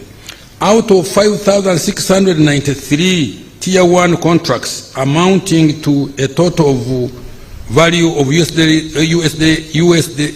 dollars 5.4 billion awarded to date, 4,796 contracts, 64% were Ugandan companies. 84%. 84%, yes, I said that, Mama, were to Ugandan companies amounting to US dollars 2.25 billion. Also, US dollars 33.4 million, equivalent to shillings 121 billion, has been spent on goods and services consumed from the surrounding communities in Bunyoro. More than 14,000 Ugandans have been trained in various technical areas, and so far about 17,000 direct and 39,567 indirect jobs have been created. Kabalega International Airport is nearly complete, and over 700 kilometers of roads have been constructed in the Albertine region to support commercial production of oil and gas. Government is expediting the finalization of the 1,443 kilometer East African crude oil pipeline, EACOP, which is now 58% complete, with engineering works at 98% completion and procurement of the major equipment for the pipeline at 83%. Following INOX commencement of the Baraka supply of petroleum products in August 2024, the country has experienced relative stability in supply and pricing. This has been realized due to elimination of the middlemen and speculative tendencies. As a result, Uganda currently saves up to US dollars 72.8 million annually on fuel imports. Madam Speaker, I have provided 875.8 billion next financial year for mineral-based industrial development, including oil and gas, for one, continued qualification of mineral resources, starting with iron ore, gold, and copper, and strengthening their tracking system. 2, capitalization of the Uganda National Mining Company. 3, establishing mineral markets and buying centers to enable transparent mineral trading. 4, East African crude oil pipeline. And 5, prioritizing of the construction of the oil refinery and refined products pipeline, among others. Science, technology, and innovation, including ICT and creative industry.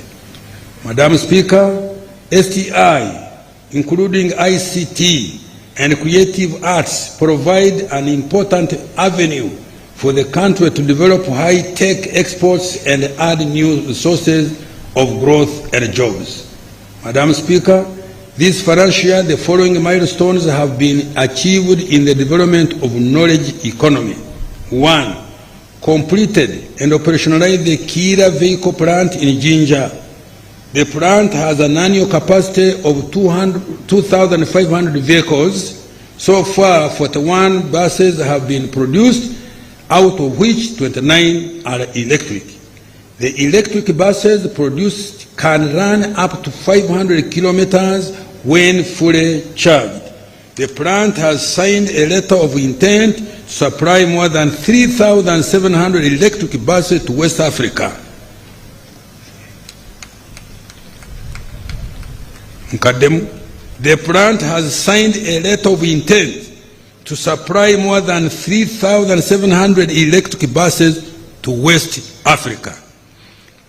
Kira Motors has created 800 jobs and has potential to generate more than 14,000 direct and indirect productive jobs.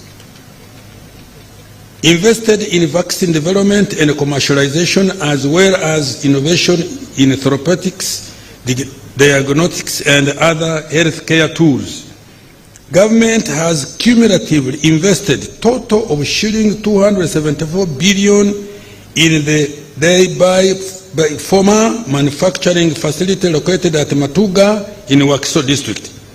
The facility is now licensed by the National Drug Authority and has started manufacturing generic drugs such as tablets, capsules, powders, non-antibiotic drugs, and antifungal drugs, among others. Madam Speaker, government is making progress in development of vaccines for the Crimean Congo hemorrhagic fever and Rift Valley virus. We also completed accreditation of the Alphasan vaccine manufacturing facility to produce anti-tick vaccines. Scientists at Makerere University developed a PCR kit which has been used to conduct more than 2 million tests at 50% of the cost of imported alternatives, saving the country $37 million. Guru University developed highly effective rapid testing kits for crop diseases for cassava and sweet potatoes. Madam Speaker, government has invested in a coffee factory in Ntungamo to fast-track local value addition to coffee. The factory will have 3 processing lines for roastery, freeze, dry, and spray dry technology to produce instant roast and ground coffee, respectively. The roastery line has started production and other processing lines are at 50% installation. The banana value addition facility in Bushenyi has started production. Oh, Katonda yebazibwe. The plant is producing several value-added products like banana flour used in bread, cakes, biscuits, and baby food. The plant is increasing automation and capacity to 140 metric tons from 14 metric tons. It has started penetrating the local and international markets with orders from South Korea, the Middle East, South Africa, Italy, and USA. Madam Speaker, with regard to ICT, government has continued to expand internet connectivity and digital infrastructure across the country. The geographical coverage of broadband internet connectivity stands at 72% of the country, covering 4,387 kilometers. Government has increased the digitization of service delivery to improve efficiency, promote transparency, and reduce bureaucracy. Madam Speaker, a total of 36 electronic services have been developed and rolled out. Some of these include online business registration system, electronic government procurement, and the online passport, visa, national ID, and driving license application system. The Uganda driver licensing system, which was introduced in 2021, has reduced the turnaround time for processing driving licenses to 45 minutes in Kampala and 48 hours in upcountry stations from a period of 1 month. To support business process sourcing, government has licensed over 50 companies that have created over 10,000 jobs, mainly for the youth that provide online services internationally. Madam Speaker, with regard to the creative arts, government provided 10 billion to the creative arts industry. This was to support the artists to recover from the effects of COVID-19 and create a revolving fund to support younger talents to create wealth and jobs. Madam Speaker, I have provided shillings 835.98 billion for science, technology, and innovation, including ICT and the creative arts industry. Of this amount, 388.23 billion is for STI, shillings 381.75 billion is for ICT and digitalization, and shillings 66 billion for the creative arts. Madam Speaker, these funds will be utilized for: 1, establishing a high-tech city to support development of technologies and innovations. 2, taking STI products to the market, especially Kira motor vehicles, coffee, Day-by Farmer, drugs, vaccines, and banana products. Additional investment in R&D and innovation, increasing coverage, reliability, and affordability of internet, enhancing digitization of government services and e-commerce, PPO for job creation, acquiring a home for creative artists for their production and innovation, fast-tracking the Copyright and Neighboring Rights Act to protect intellectual property and artistic works, and finally, further capitalization of the revolving fund for arts with an additional shillings 18 billion, bringing it to a total of shillings 23 billion. Now, infrastructure development. Madam Speaker, this priority area includes both transport and energy infrastructure. During this financial 24-25, some of the following achievements were realized.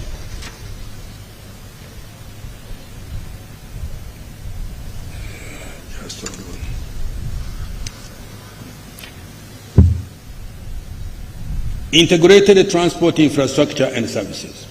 Madam Speaker, the road network that is tarmacked now stands at 6,287.6 kilometers, representing about 30% of the national road network compared to 3,112 kilometers in financial 2010-11. With this improved road network, the travel time, for example, from Malaba to Kisoro by road reduced from 48 hours, 2 days, to about 10 hours. This will further improve with the completion of the Kampala-Jinja and Busegampigi Express highways.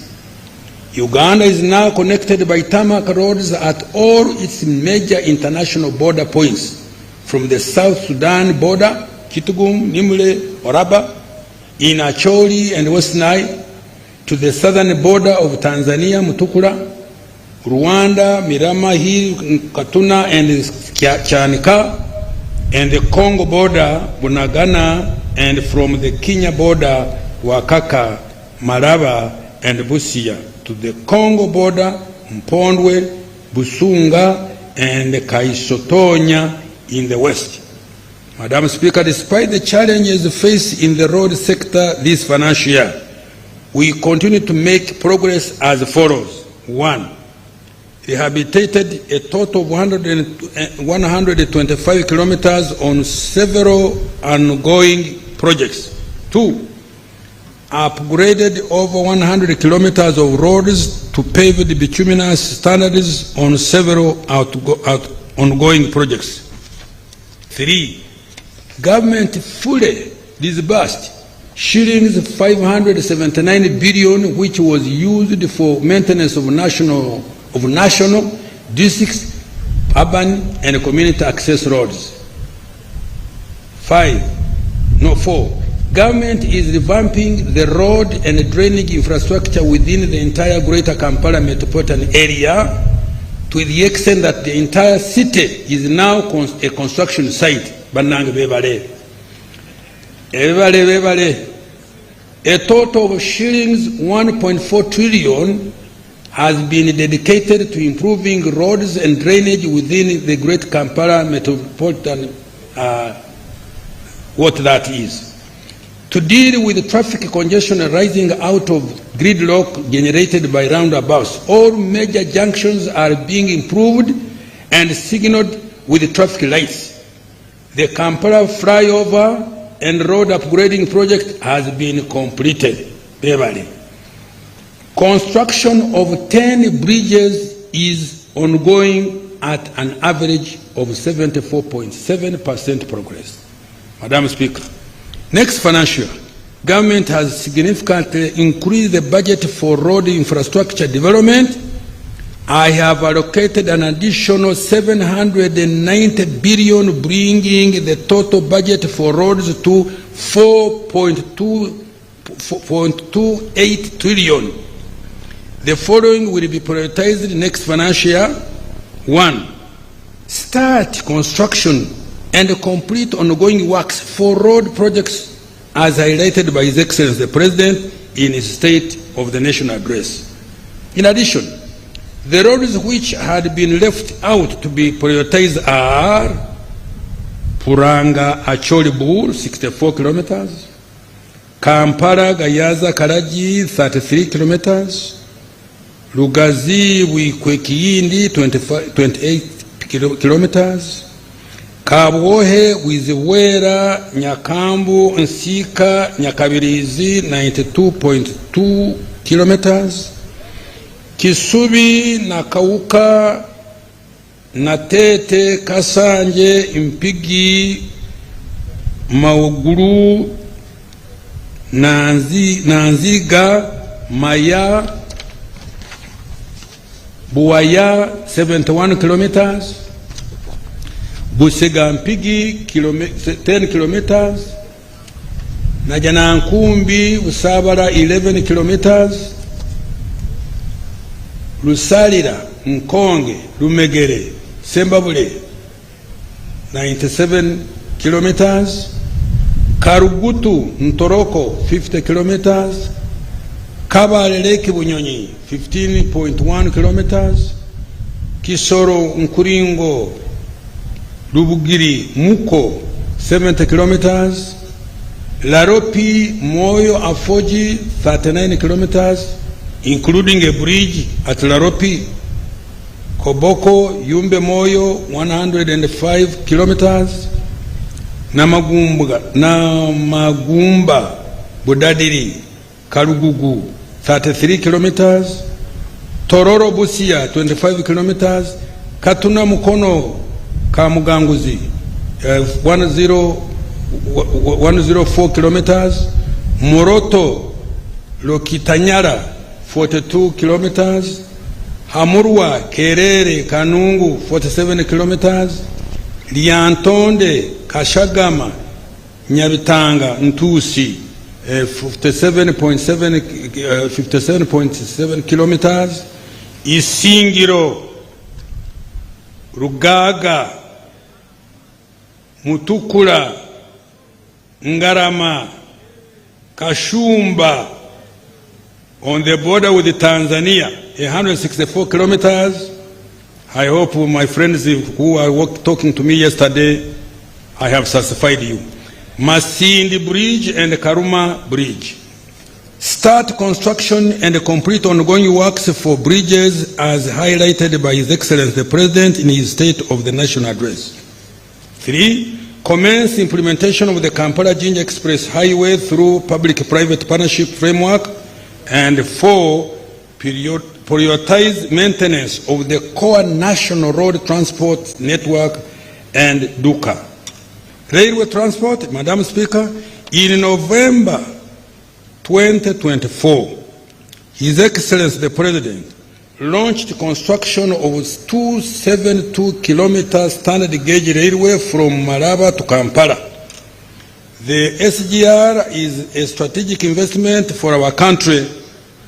It will cut cargo transport costs by half from the current $120 per ton, and reduce transit time from Mombasa to Kampala from 7 days to 1 day, turning Uganda into a land-linked country as opposed to being landlocked.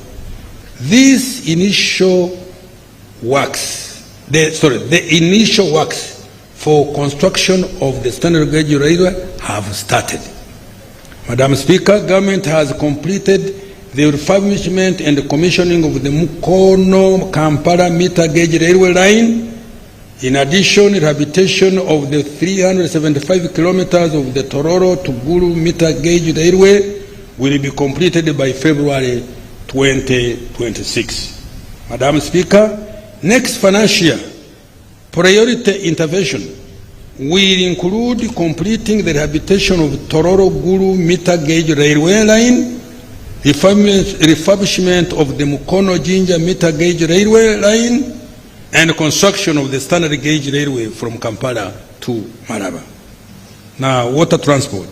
Madam Speaker, government has constructed and maintained a number of ferries providing essential services to connect isolated communities and facilitate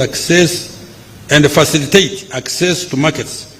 Government will continue to operate and maintain these ferries next financial year, in addition to continued development of Kasa Port, completing construction of 2 ferries for Bukungu, Kaberamaido, Kagwara, and the 2 ferries for Lake Bunyonyi.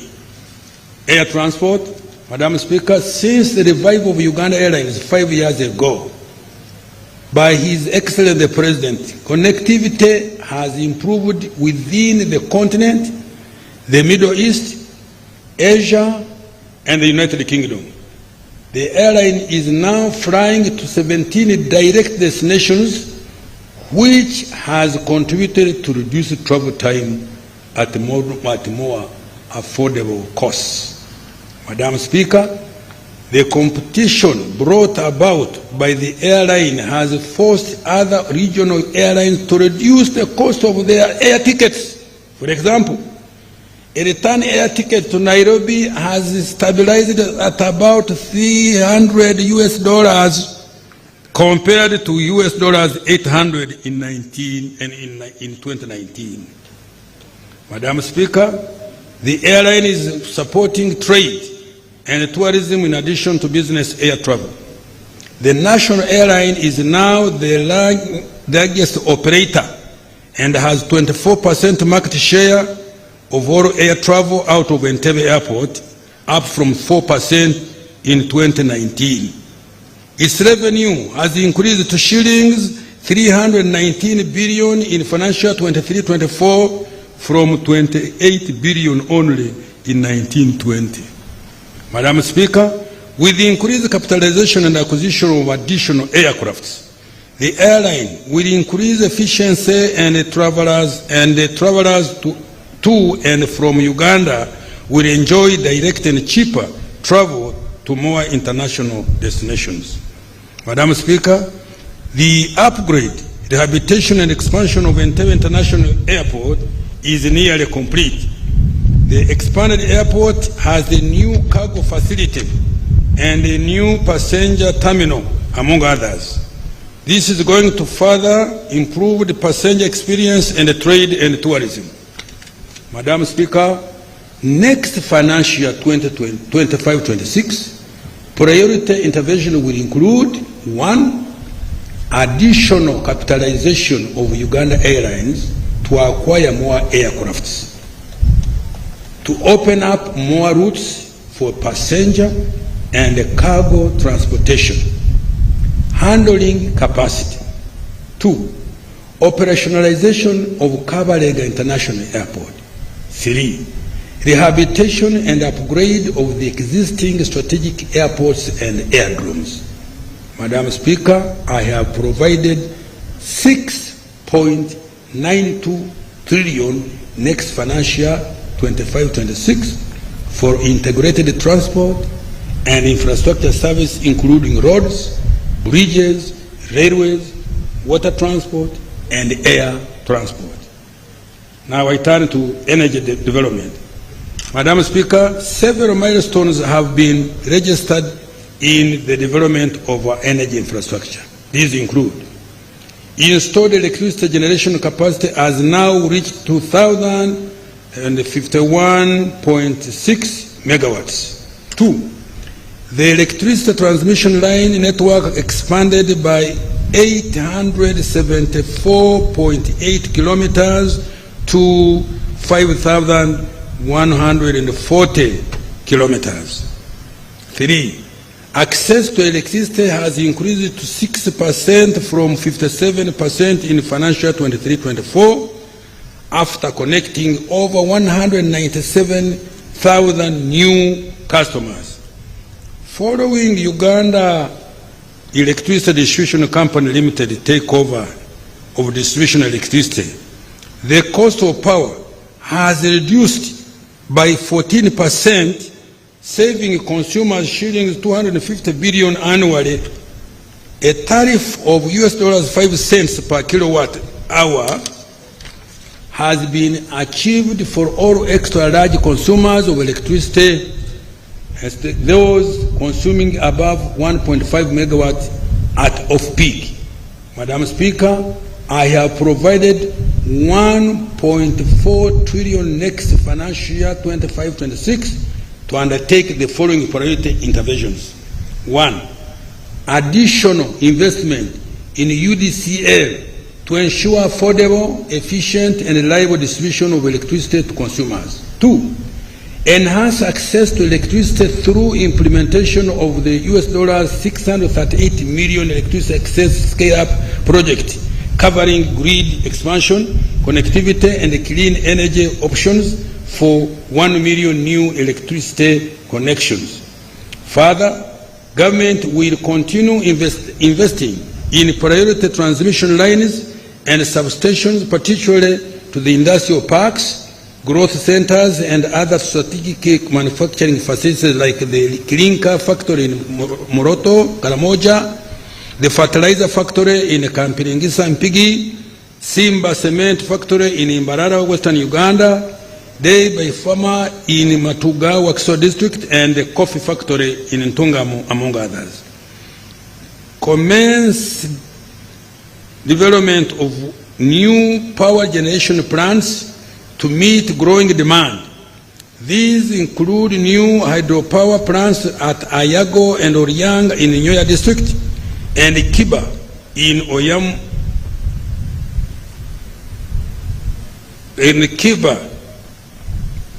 Oyama district, the development of the nuclear power in Buyene district, and the rehabilitation of Kira Narwari power plant. Industrial development and manufacturing. Madam Speaker, with regard to industrial development and manufacturing, the following achievements have been registered. Government has operationalized 8 industrial parks, which include Namamve, Luzira, Bweyogerere, Mbale, Soroti, Kasese, Mbarara, and Jinja industrial parks. We have also supported the development of 3 private-owned industrial parks, which are Lioneshen in Kapeka in Nakaseka district, MMP in Buikwe district, and Tiantang in Mukono. To date, a total of 628 companies, stroke industries, have been allotted land within the various industrial parks, 47% of which are in manufacturing. Out of all the companies allocated land, 307 are fully operational, 105 are undertaking construction, and 122 have commenced preparatory activities. The parks have attracted a total capital investment of US dollars 4.5 billion and created 181,403 jobs. Madam Speaker, several industrial parks have become centers of innovation, hosting firms that have introduced new technologies and products, such as a single HIV-PED, Quality Chemicals Limited, GIS Transformers, Orion Electricals, Plastic to Fabric Recycling, Fay Long Investment Limited, locally manufactured electric vehicles, Kira Motors, the first powder-free surgical gloves, East African medical vitals, and import substitution products like fridges, transformers, toiletries, textiles, ceramics, television, and blankets. Government has supported industrialization by investing in strategic manufacturing facilities through Uganda Development Corporation with a total investment of 1.2 trillion. Madam Speaker, next financial year, I have provided 308.9 billion to further support infrastructure development in industrial parks, including roads, waste management, drainage, utilities, and shillings 187 billion for capitalization of UDC. Security, good governance, and the rule of law.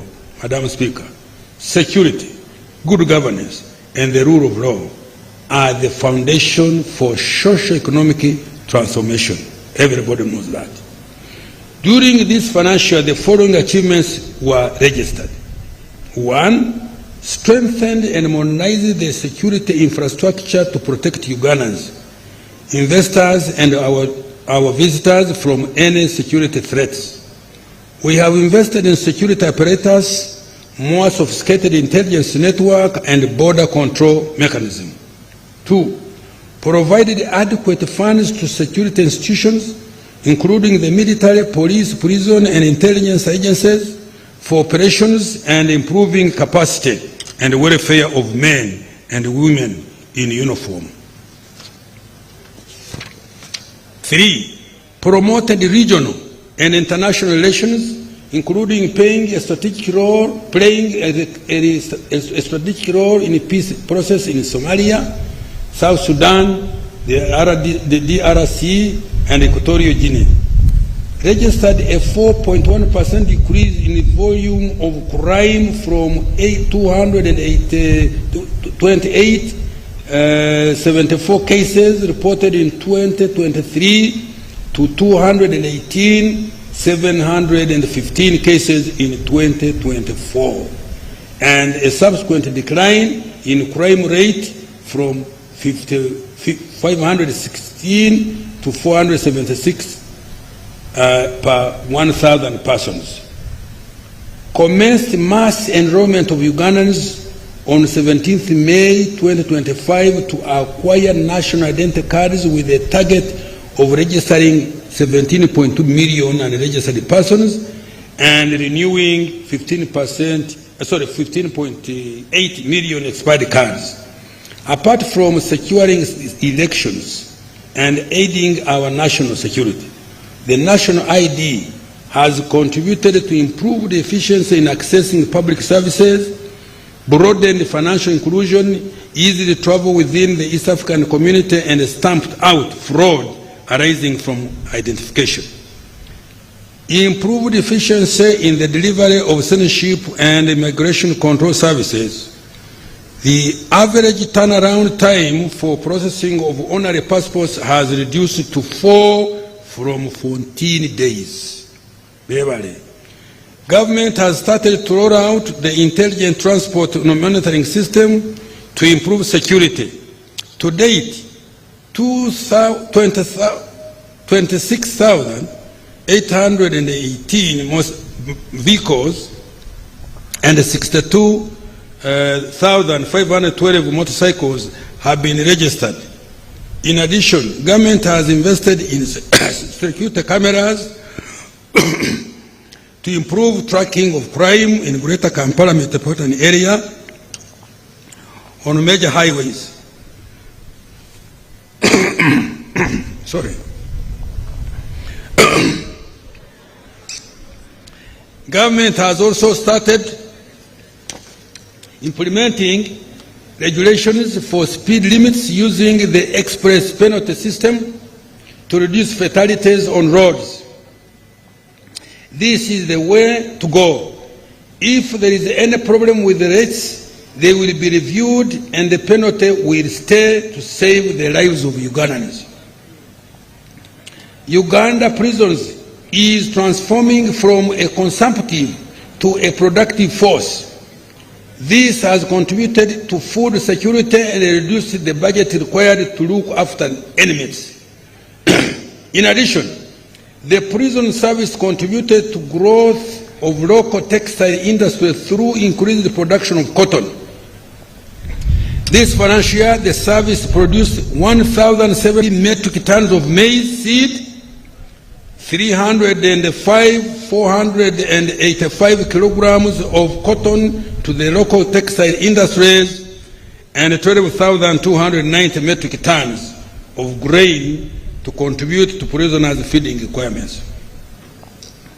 Government was effectively represented in courts, tribunals, and commissions.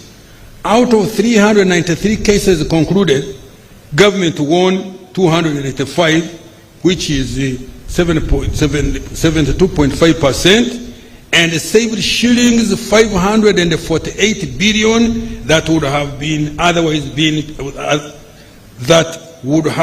otherwise been paid as costs. Government implemented the NRA manifesto commitment on cattle compensation in the Acholi, Rango, and Teso sub-regions. Since financial year 2021-22, a total of shillings 142.9 billion has been paid to 53,592 claimants. I have provided shillings 80 billion next financial year to pay the remaining claimants. In addition, I have provided 15 billion for ex gratia Akasimo to the Ruero war victims. Madam Speaker, next financial year, I have provided shillings 9.9 trillion for 1. Consolidating Uganda's security through continued modernization and professionalization of the security agencies. 2. Improving the welfare of the security forces. 3. Undertaking general elections in 2026, which are just around the corner. Increasing access to justice, law and order services. And 5. Strengthening immigration and border security. Madam Speaker, government is stepping up the fight against corruption. We are automating all government processes to reduce human interaction and ensure traceability. Investing in more performance and forensic audits and enforcing accountability. I think I should read this paragraph. Let me read it. Madam Speaker, government is stepping up the fight against corruption. We are automating all government processes to reduce human interaction and ensure traceability, investing in more performance and forensic audits, and enforcing accountability. Administration of justice. Madam Speaker, the following achievements were registered. The judiciary has significantly scaled up alternative dispute resolution mechanisms like mediation, plea bargaining, and small claims procedures, reducing justice costs and speeding up dispute resolution. For example, In 2024, a total of 3,391 cases were resolved through mediation. In addition, plea bargaining achieved a success rate of 87%.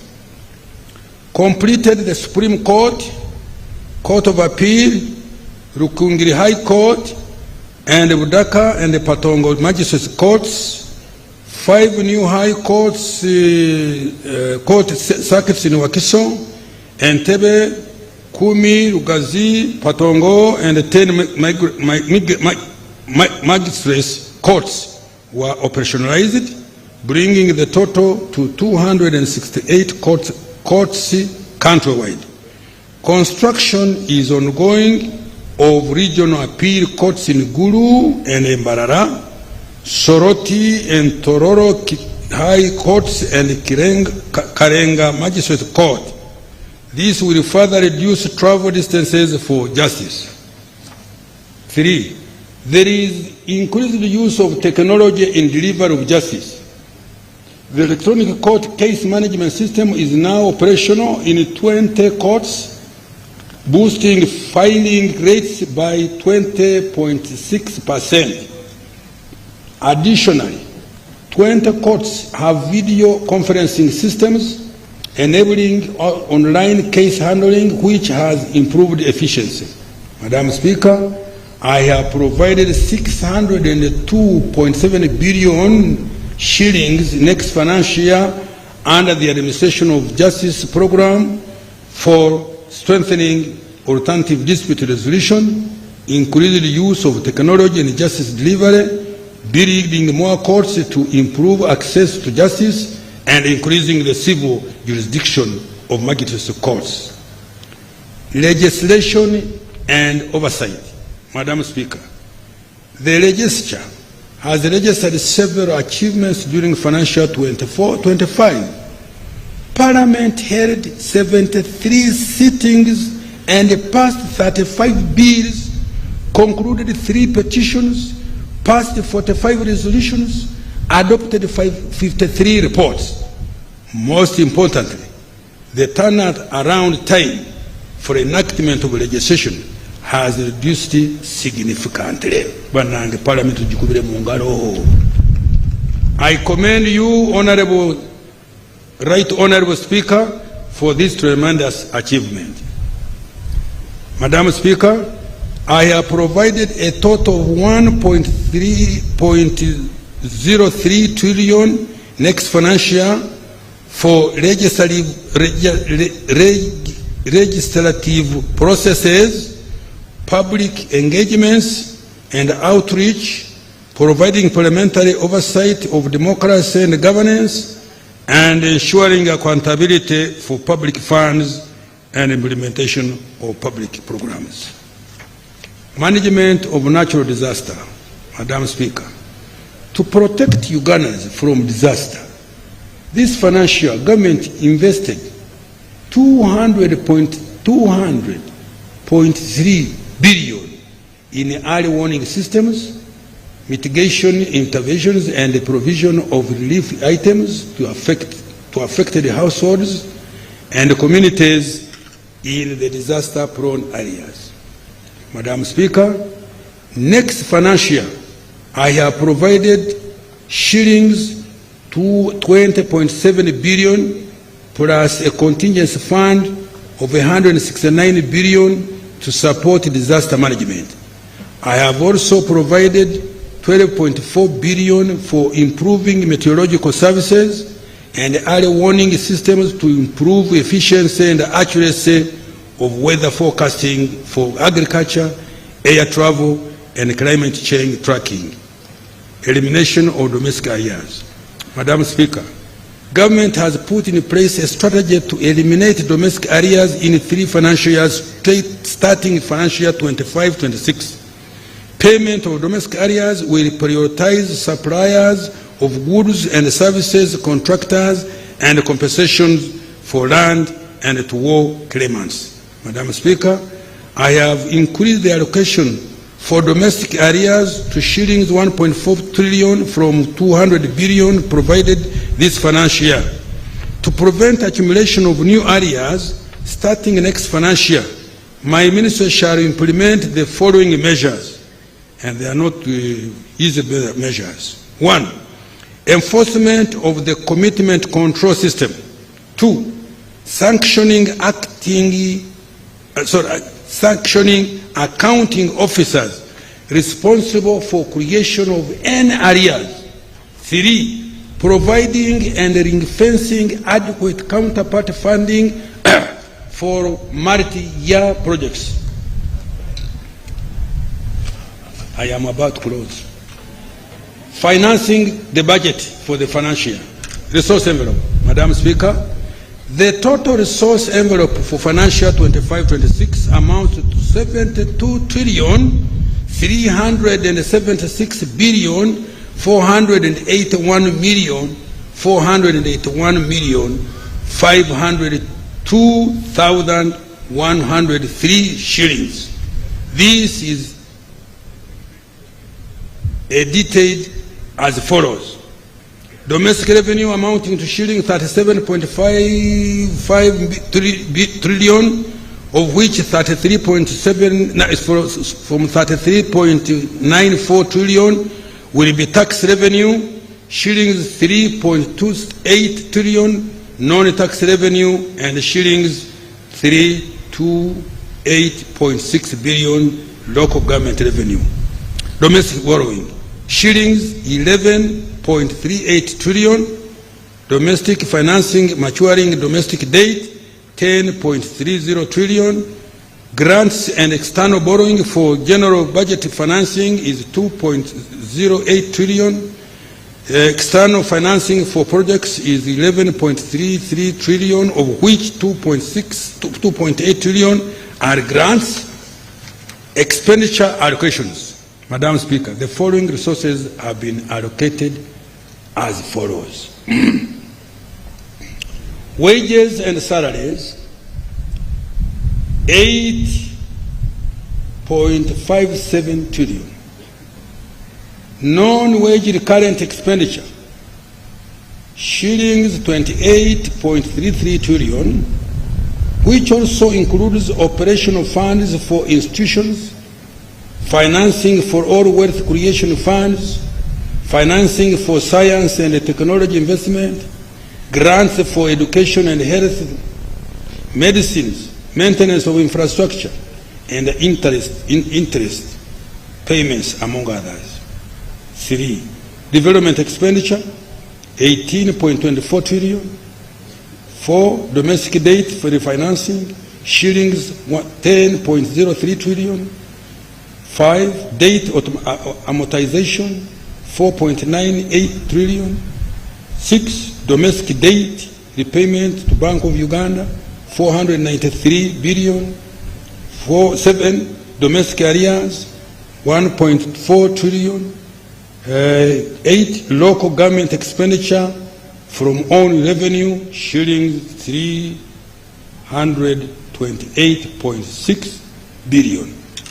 Madam Speaker, I have attached the details of the resource envelope and expenditure allocations by vote for financial year 25-26 as annexes 2 and 3. The financing strategy for financial year 25-26, Madam Speaker, below is the financing strategy for next financial year. 1, improving tax administration to raise an additional shillings 1.89 trillion. 2, introduction of new tax measures to increase domestic revenue by shillings 538.6 billion. 3, rationalizing tax exemptions to eliminate inefficient ones that do not support industrial policy. 4, repurposing resources in the budget for financial 24-25 from less productive to high impact areas in line with the 10-fold growth strategy. 5, mobilizing more concessional financing from international financing institutions such as the World Bank, IMF, African Development Bank, Islamic Bank, the Islamic Development Bank, Badeya ECT. 6. Mobilizing development finance from other innovative sources, including public-private partnerships, climate finance, private equity, sukuk bonds, panda bonds, diaspora bonds. Tax for financial year 25-26. Madam Speaker, an additional revenue of shillings 538.6 billion will be raised from new tax policy measures that were approved by Parliament. In addition to raising revenue, the measures will support the growth of businesses and the economy. The measures also include technical amendments to tax laws aimed at improving clarity and consistency, creating a fairer and a more predictable tax environment for businesses and taxpayers, and removing ambiguities that create loopholes leading to revenue leakage. These amendments are also intended to enhance tax administration, encourage voluntary compliance, and empower Uganda Revenue Authority to effectively enforce tax laws. Madam Speaker, I wish to present key highlights of the changes in tax laws. Income tax, exemption to start-up businesses. The NRM government has granted a 3-year income tax holiday for start-up businesses established by citizens after 1st July 2025. This is intended to support startups that struggle with the high initial investment costs. The incentive is to foster innovation, encourage formalization of SMEs, enhance business survival, and promote employment. Exemption from capital gains tax on transactions. Government has granted an exemption from capital gains tax on transactions where an individual transfers asset to a company they have established but also under their control. This is a deliberate policy intervention aimed at encouraging formalization of businesses. Madam Speaker, currently many Ugandans operate businesses under their personal names, often as sole proprietors or informal entities. When these individuals seek to transition into more formal and structured corporate entities for purposes of growth, access to finance, strengthening governance, or succession planning, they face a capital gains tax liability simply for transferring their assets into a company they fully own. This tax burden has been removed. Income tax exemption for Bujagali hydropower project. Madam Speaker, government has granted an income tax exemption to Bujagali Energy Limited for 1 year up to 30th June 2026 in accordance with our contractual obligations. This is intended to mitigate a rise in electricity tariffs. Stamp duty. Removal of stamp duty on mortgages and agreements. Madam Speaker, government has removed stamp duty on mortgages and agreements. This reform is intended to lower the cost of debt for businesses and individuals. It will also remove the financial burden imposed on businesses and individuals when they enter into agreements. Tax Procedure Code, waiver of interest and penalty for voluntary payment of outstanding principal tax. Government has extended the waiver period of any interest and penalties outstanding as at 30th June 24, provided that the taxpayer pays the principal tax by 30th June 2026. This waiver is intended to provide relief to businesses and individuals to enable them to settle outstanding tax liabilities and resume normal operations. Value-added tax, reform of the penalty regime for non-compliance with IFRIS. Madam Speaker, we have implemented the electronic fiscal receipting and invoicing system, IFRIS, to improve tax compliance and reduce tax evasion. However, concerns have been raised regarding the high penalties of shillings 6 million per invoice, regardless of the value of the transaction, which disproportionately burdened taxpayers. To address this issue, the penalty structure has been amended so that the penalty for non-compliance will instead be twice the tax owed by the taxpayer. I urge taxpayers to embrace the IFRIS system as it helps the taxpayer to reduce lengthy and burdensome transactions with URA staff, audits, and penalties. It also promotes transparency and creates an even playing field. Excise duty, Madam Speaker. We have increased the taxes on cigarettes to discourage consumption, but also generate additional revenue. Excise duty on soft cap cigarettes has been increased to shillings 65,000 per 1,000 sticks from 55,000, and hinge lead cigarettes to shillings 90,000 per 1,000 sticks from 80,000.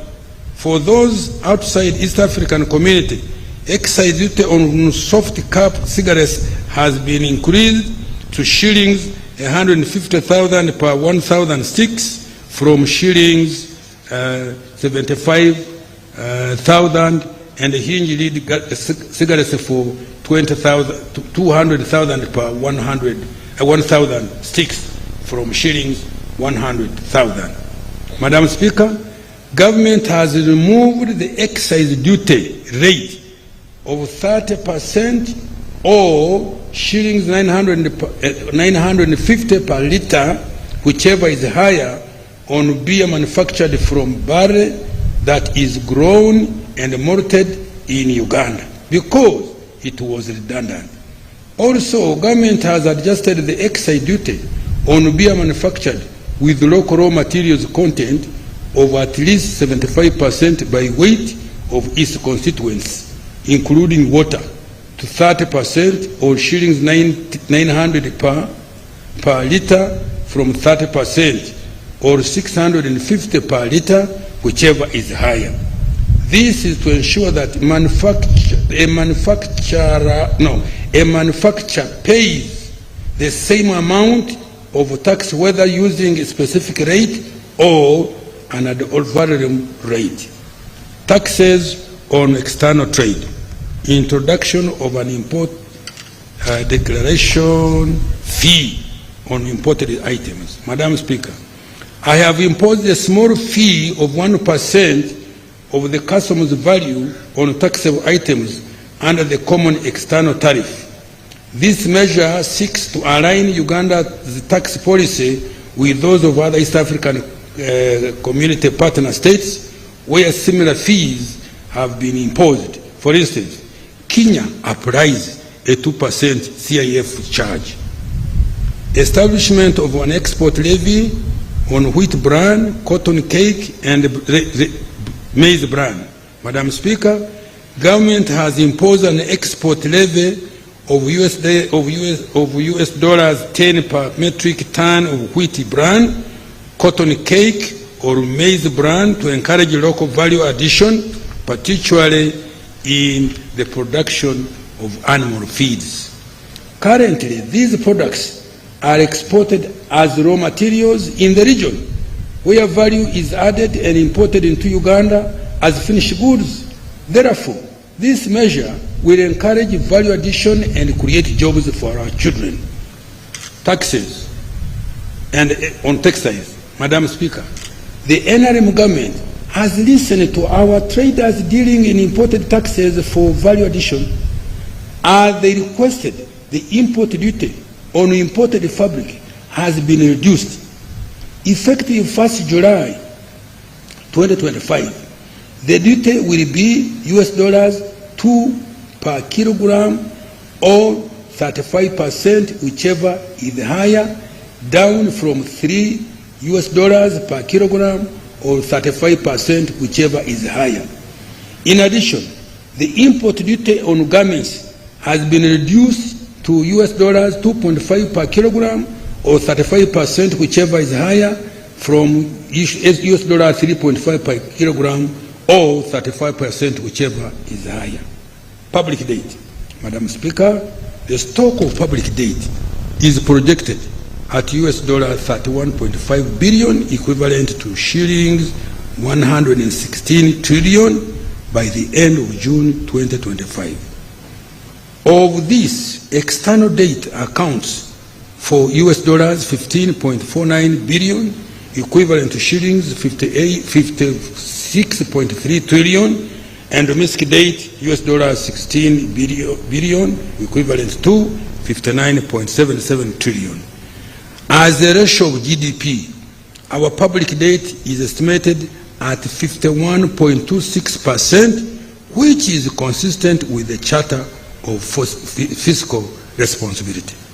Madam Speaker, Uganda's debt is sustainable and is projected to remain so in the medium to the long term. The debt has financed investments that support private sector growth by providing requisite infrastructure. Over the last 10 years, the areas which public debt has financed, including integrated transport infrastructure, 29.3%, electricity infrastructure, including power generation plants and transmission lines, 27.6%, water for production and consumption, 11.5%, agro-industrialization, 5.1%, education and health, 5%, housing and urban development, 3%, and development of industrial parks, 2%. To maintain public debt sustainability, government is implementing the following actions. 1. Domestic revenue mobilization to increase revenue collection and reduce borrowing. 2.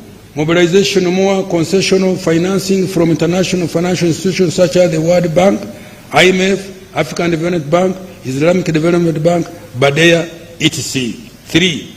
Implementation of Okosaving initiative, where Ugandans will invest in government securities using mobile money.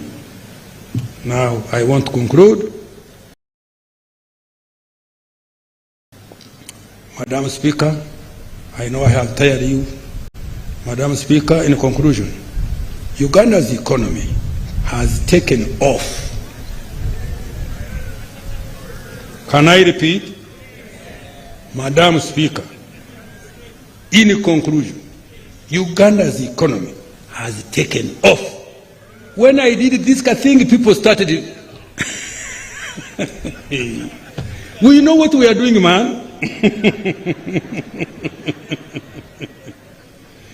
The economic fundamentals, GDP growth, price stability, currency stability, jobs, export, FDI receipts are in good shape and highly competitive regionally and globally.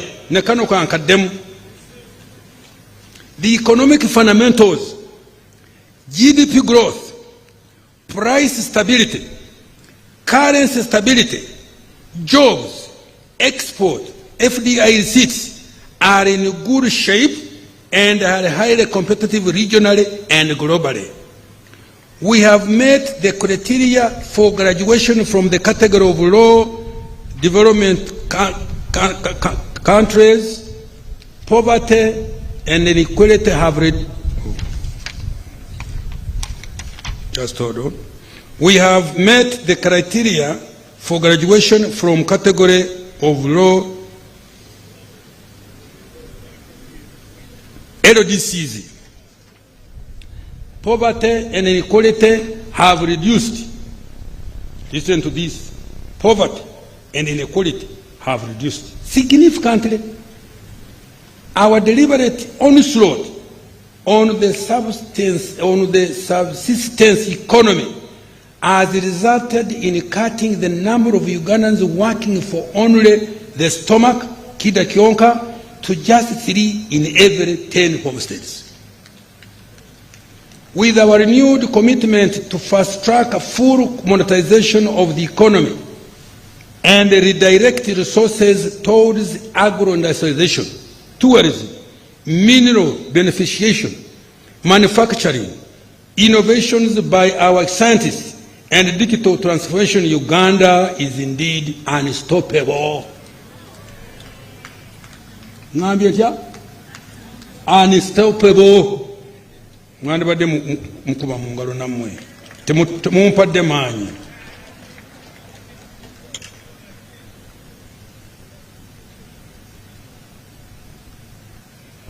This budget, therefore, is for all Ugandans who are ready to create wealth. Fellow countrymen and women, take full advantage of the innumerable opportunities contained in this budget. Innumerable opportunities in this budget.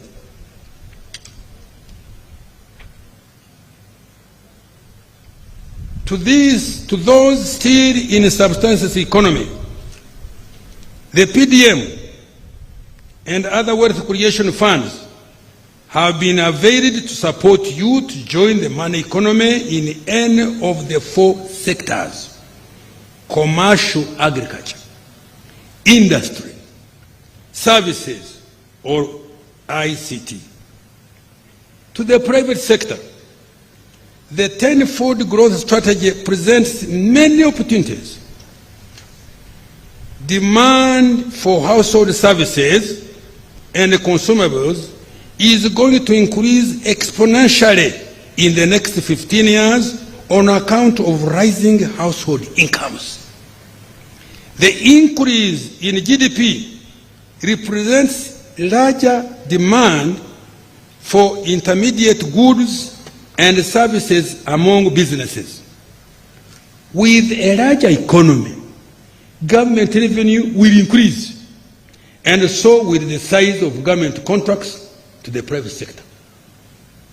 To the investors and our partners in development, this budget guarantees peace, security, easy taxes, and a tolerable administration of justice. In Uganda, we protect private property, enforce contracts, and pay our debts. To the youth, this budget offers opportunities to acquire more skills, access finance, innovate and develop new and better products. The budget also contains huge investments in sports, particularly to upgrade the facilities in preparation for CHAN and AFCON 27. To those in the creative industry, the NRM government has fulfilled its promise to provide you with a revolving fund, acquire a home for you, and enact a copyright law to protect your intellectual property. This is just the beginning of what we intend to do to open doors for you to escape unemployment and manipulation by self-interested individuals and groups. Take full advantage of the opportunities to make money and live a productive life. Take full advantage of the opportunities to make money and live a productive life. To the women and mothers of our nation, the budget has provided funds to improve your health, to ensure that your children are born in safe hands, are immunized, sleep under a mosquito net, drink clean water, safe water, and are educated in a nearby school for free. The budget has also allocated billions of support to your businesses. However, small to graduate, let me repeat this. The increase in GDP represents a larger demand for intermediate goods and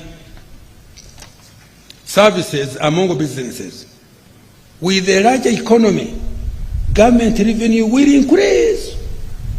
Money is coming, and so with the size of government contracts to private sector.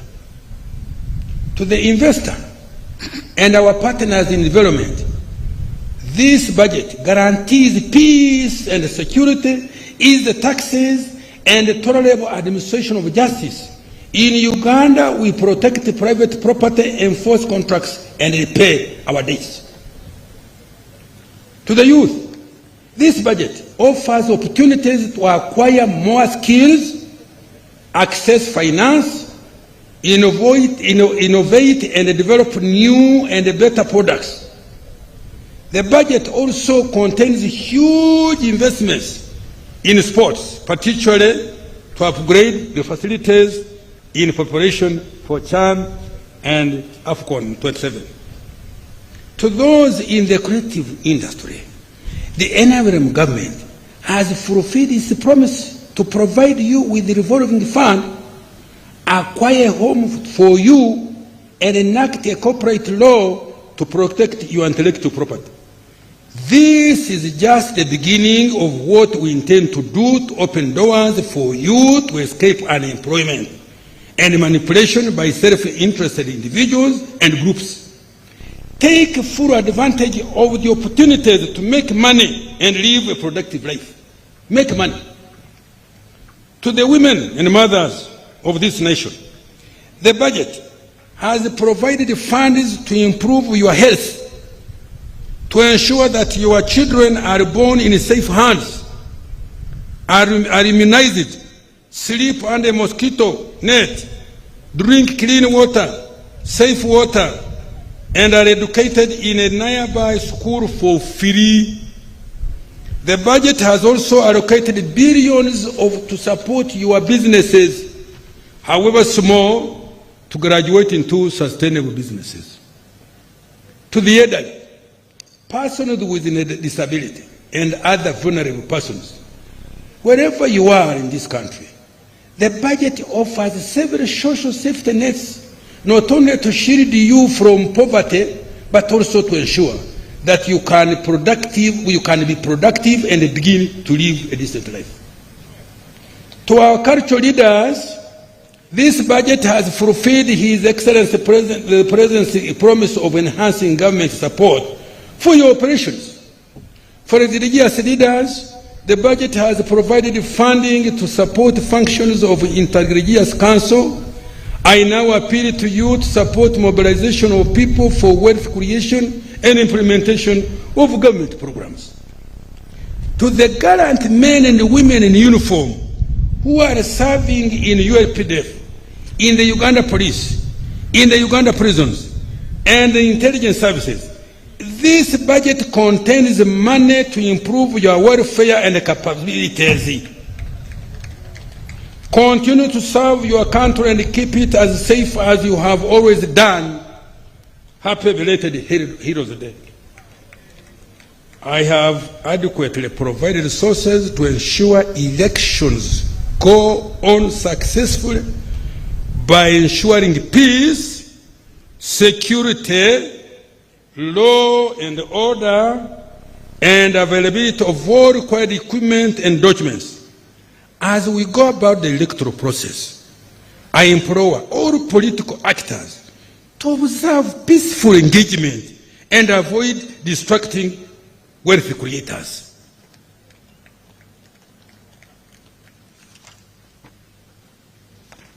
Madam Speaker,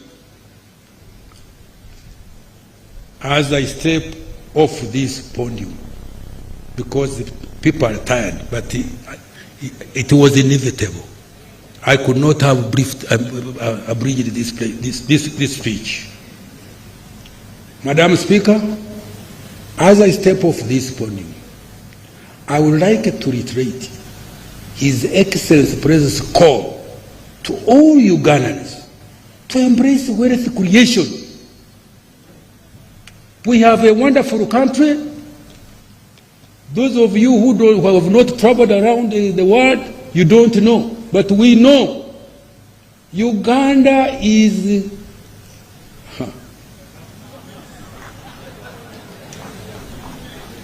God, when he was creating Uganda, I don't know what our ancestors had done. I think they did very good things. We have got good weather.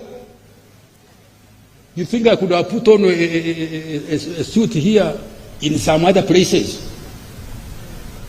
We have rainfall, although we are making a problem by cutting trees. You can grow any type of food here.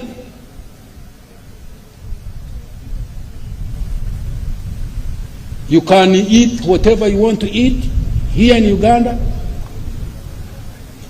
And we continue crying and poverty. Government has given you all the money that you should take to take it in your enterprises. Please, you excuse me to quarrel when I come to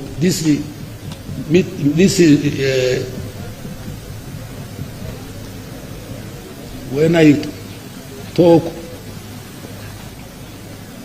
wanting to emphasize of the beauty of this country, I become emotional. Will you excuse me? No wars, systems are around.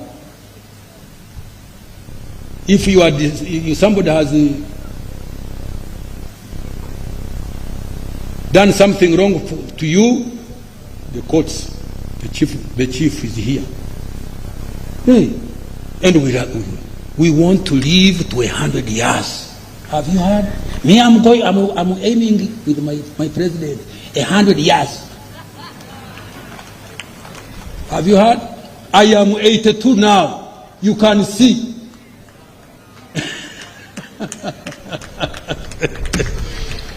Okay. Madam Speaker, as I step off this podium, I would like to reiterate His Excellency the President called to all Ugandans to embrace wealth creation, but also to embrace what I've said. I dedicate this budget to all the wealth creators, particularly the youth and women. Madam Speaker, I humbly beg to move. Thank you so much, Honorable Minister. And by extension, His Excellency the President, who is the Minister of Finance, for clarity of delivery of the budget speech. Honorable members, you will be availed with the text of the budget speech in the due course. I want to urge you to take note of the government's budgetary priorities and relate the matters to the coming financial year. Next item.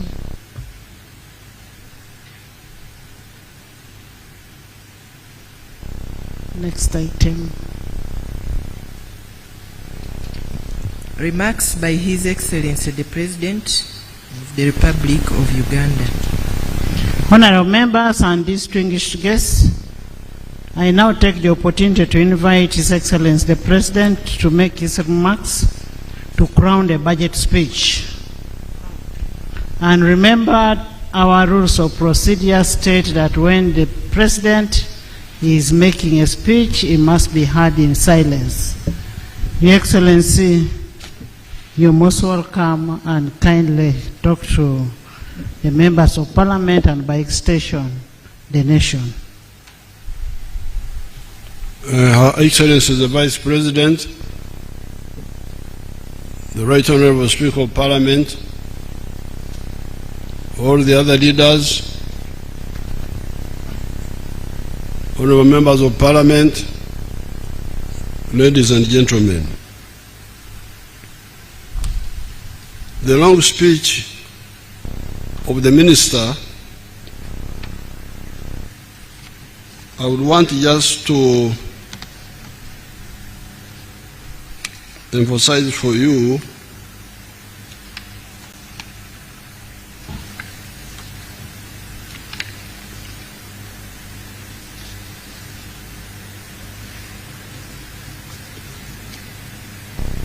I'm trying to see where it is here in the speech.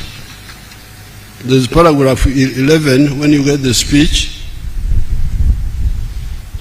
where he informs us that the size of the Uganda economy is now $61 billion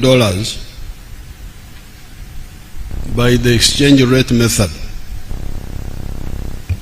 and $174 billion by the PPP method, purchasing power parity. And because of that, and given our population, which is about 46 million, 49 something, we are now no longer an LDC, the least developed countries. We are now a lower middle income country.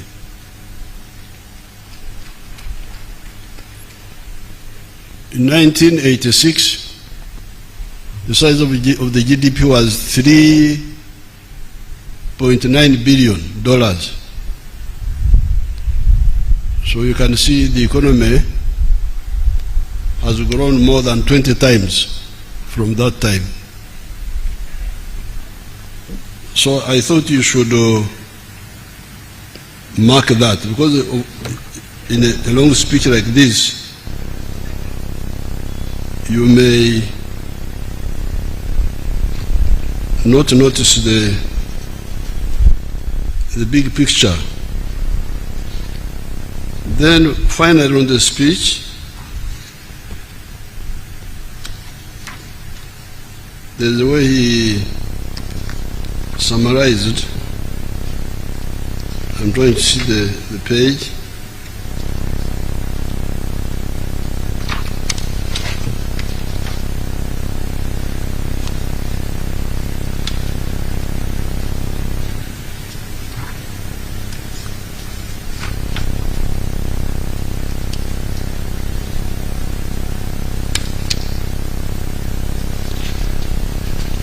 This is paragraph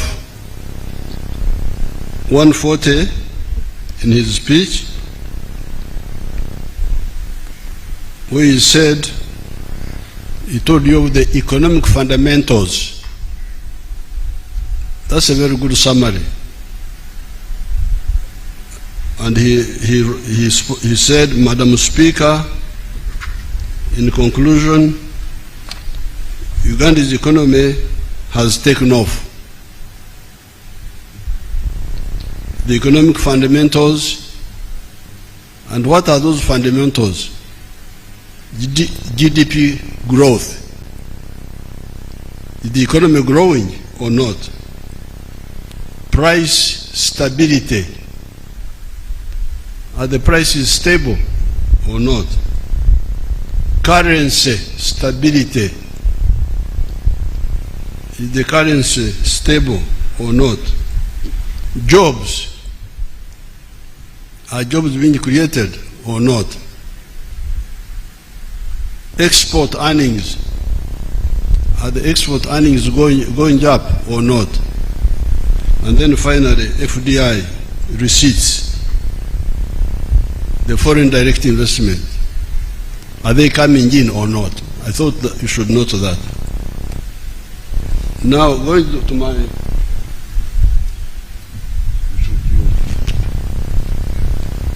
to my own speech, you remember last time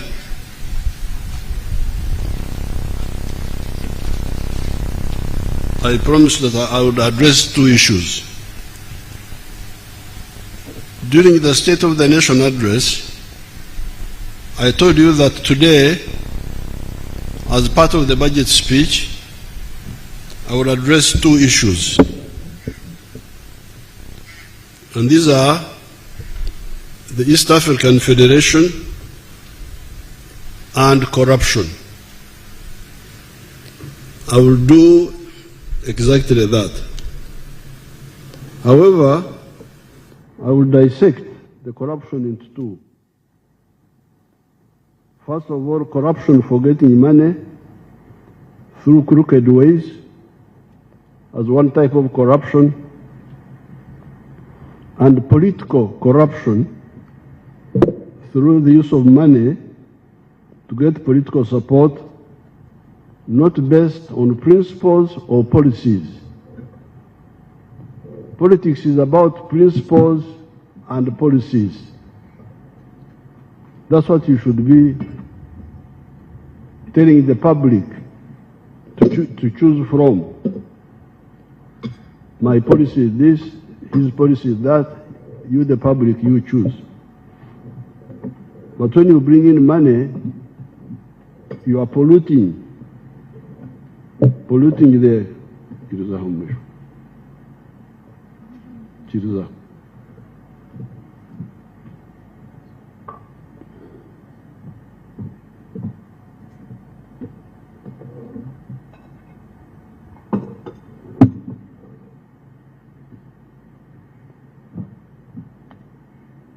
Let me start with the more important question of the political federation of East Africa and possible other federations in other parts of Africa.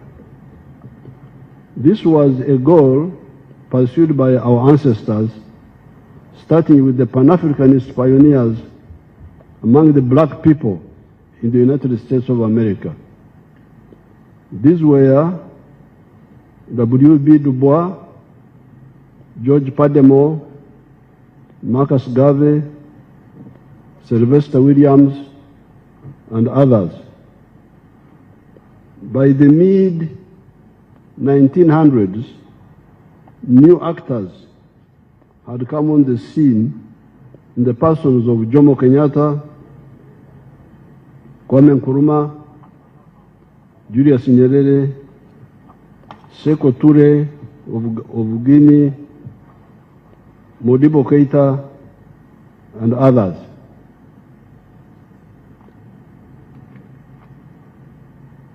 But if you go back, you will find that by 1900, the whole of Africa had shamefully been colonized because our egocentric and incompetent kings had failed to defend us, and instead we are busy fighting fratricide wars among us. At that time, when we were colonized, the slogan for survival was, in quotes, Uhuru na Umoja, independence and unity. That's what we were saying. We unite, we fight for freedom, independence, and then after we unite to get strength. That was the slogan. Starting with 1912, the Africans in South Africa took the initiative and started a new anti-colonial force, the African National Congress of South Africa. And you should know that even Mahatma Gandhi of India was also in India, in South Africa at this time, so he was part of this effort. This marked the beginning of the new African resistance, led by more informed people. Our resistance was assisted by two factors that came on the scene during that century. These were, number one, the emergence of the socialist camps of nations in the form of the Soviet Union in 1917, China in 1949, and others. These huge countries were taken over by people who did not believe in colonialism. These were the communists. So this was a new factor. As we were fighting for our freedom, this new factor came on the scene. And the second factor were the fratricidal wars, fratricidal inter-imperialist wars of 1914 to 1918 and 1939 to 1945 among the imperialists. The imperialists were now fighting over us. Who will control which one? You know, those imperialists had divided us up, shared us like a cake because of our incompetent kings here. Came, sat in Berlin, this is for you, this is for you, this is for you. Then there was a new country called Germany, which had become united a short while before that. They wanted to start a war. So you are cheating us. We also want a share with the colonies. Then they said, please don't start a war, Bismarck, please.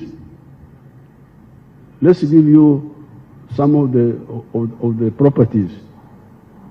You take Tanganyika, Rwanda, Burundi, Namibia, Cameroon, and so on. But by the end of the century, Germany was saying, you have cheated me. I also need more slaves. I need more colonies. That's how their wars started, fighting over us.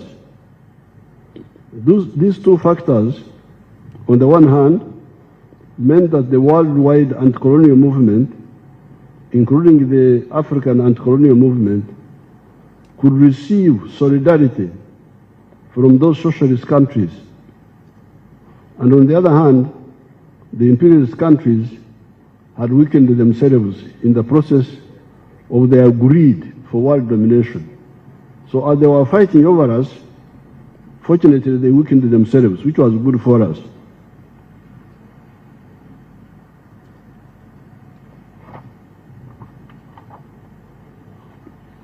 The worldwide anti-colonial movement, on account of these three factors, the three factors are our resistance, number one; number two, the emergence of the socialist countries which were supporting us; and number three, the mutual weakening of the imperialists among themselves.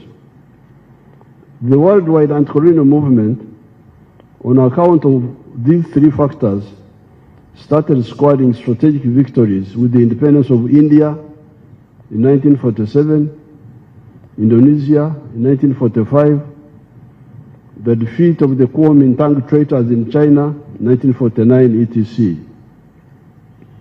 Amazingly, the imperialists tried in many cases to maintain colonial control even after these catastrophes.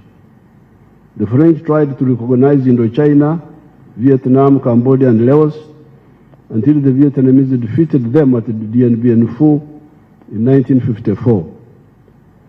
The French were defeated in Algeria. The British faced the Mau Mau armed resistance in Kenya and mass resistance throughout the whole of Africa. Here in Uganda, Ignatius Kangabe Musazi led the mass resistance movement.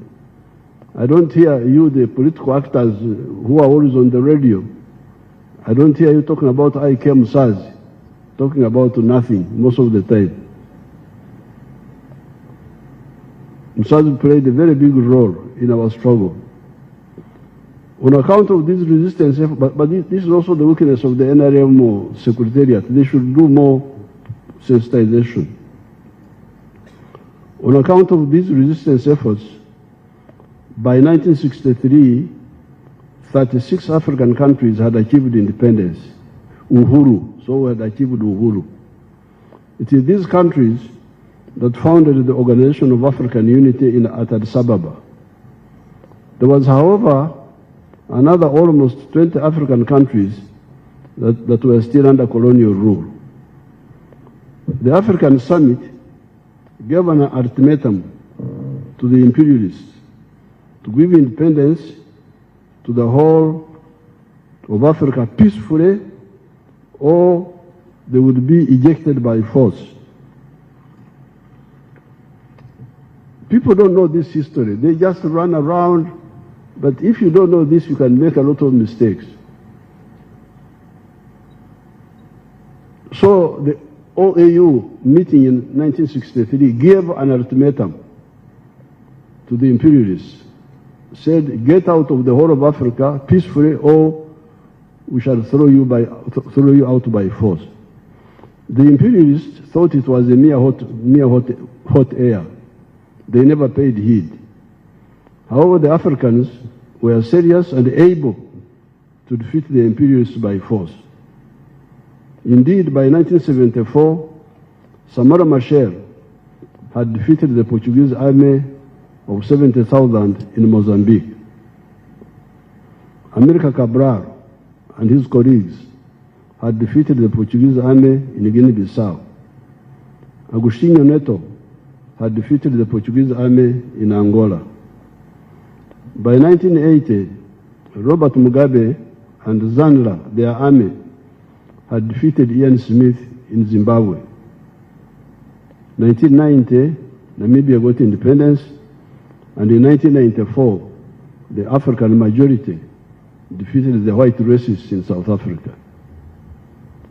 5 centuries of Africa's shame of the slave trade and colonialism should have ended then.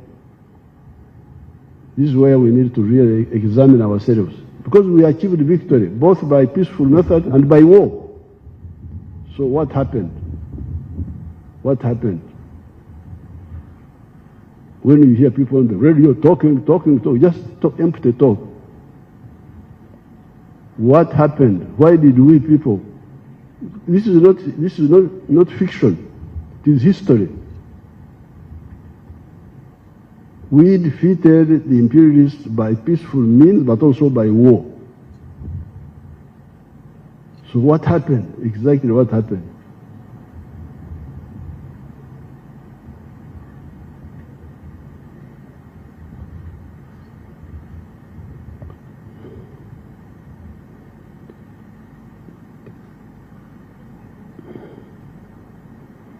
Five centuries of Africa's shame of the slave trade and colonialism should have ended then. we had achieved independence, uhuru in the whole of Africa. The question was, where was Umoja? Because you remember the slogan was Uhuru na Umoja. Now by 1994, the whole of Africa had achieved Uhuru. So what happened to the Umoja? In the meantime, the question was, where was Umoja, unity? In the meantime, we who were participants in much of this time had to diagnose the problem. In that process, we established the 3 historical missions and the 4 ideological principles. To establish the missions and the principles, we would start with a question. Question number 1 was, do the Africans need, deserve, and are they entitled to prosperity like other peoples in the world, or are they not so entitled? That's the question we would ask. Are the Africans entitled, and do they deserve prosperity like all the other people in the world? If the answer is yes, the next question would be, where does prosperity come from? Can prosperity sustainably come from begging? Because you remember the issue of aid. Can you get prosperity through aid? Our answer was no. Prosperity can only come from producing a good or a service, which is what Honorable Kasej is saying, by being a wealth creator, producing a good or a service by an individual, a family, a company, etc., and selling it sustainably with Echibaro. Echibaro is the assessing the profitability. In that way, you will get income and solve your problems. That, however, raises another question. who will sustain or buy our goods or our services reliably with predictability. Because you can see what's happening in the world. The other time, you people, you said, well, we don't want our children to be homosexuals. Our children, we didn't say other people's children. We don't want our children to be homosexuals. Oh, and some of our friends who had given us market access took us off the AGOA list. Imagine.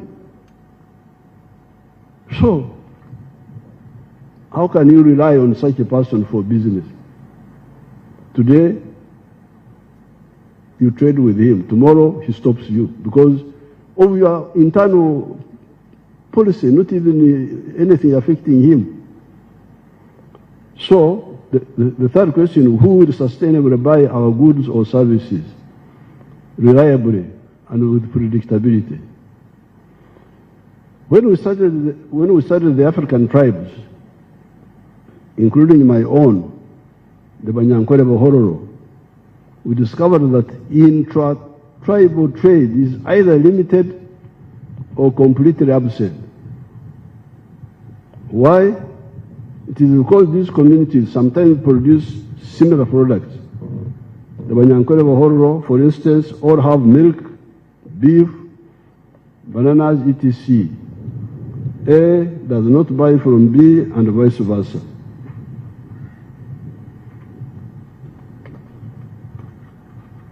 Therefore, identity, being one tribe, does not necessarily solve the problem of prosperity.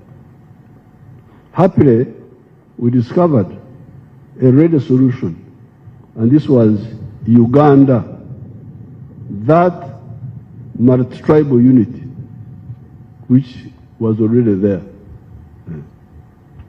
You had the Banyankwere Bahororo there, but you also had other people. Even in the colonial times of the small enclave economy, the business complementarities among the tribes were already coming up. I was able to pay for education on account of two categories of actors. Category one was Amos Kaguta, my father, who had cattle he had inherited from his ancestors. Hence, those cattle were Enshuji, the cattle of Jaja, inherited from ancestors. He could therefore sell some of them and pay my school fees. The problem, however, was that there was neither a single Munyankwere Mhororo cattle trader at that time, nor was there a developed beef market in the area of Ntungamo. You know where Ntungamo is? You know where Ntungamo is, you people? You may not find it on the Uganda map, you may not find it. So Ntungamo, we had neither traders of cattle, nor did we have a meat market at that time. That is how the second category of rescuers came in. The people who rescued me to go to school. These were two Baganda, one of them called Warusimbi Mpanga, and another one called Buchenya. Buchenya, the Banyankwere were calling him Buchenya, but the Baganda would call him Bukenya. Now that of Buchenya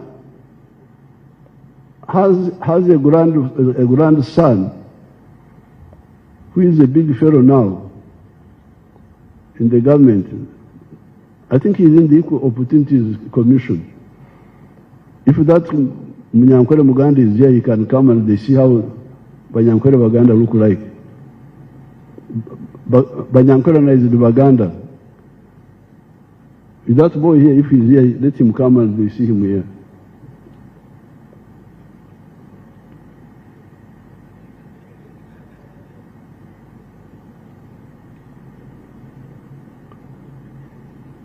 And then there was also a white man, Shea. Was a white man, Shea. Walusimbi was buying cattle for the Kampala beef market, Bukenya for the Mbarara market, and Share for the Kirembe copper mines workforce. So it was these three people who supported my education. Walusimbi would buy the cows to bring them to Kampala. Bukenya would take them to the small Mbarara market. Share would take the cows to Kirembe market. Even at that time, the complementarity among the tribes was becoming clear. But even in the pre-colonial times, the interzones trade had become clear. Textiles in Nyanda were coming from the coast in Zanzibar.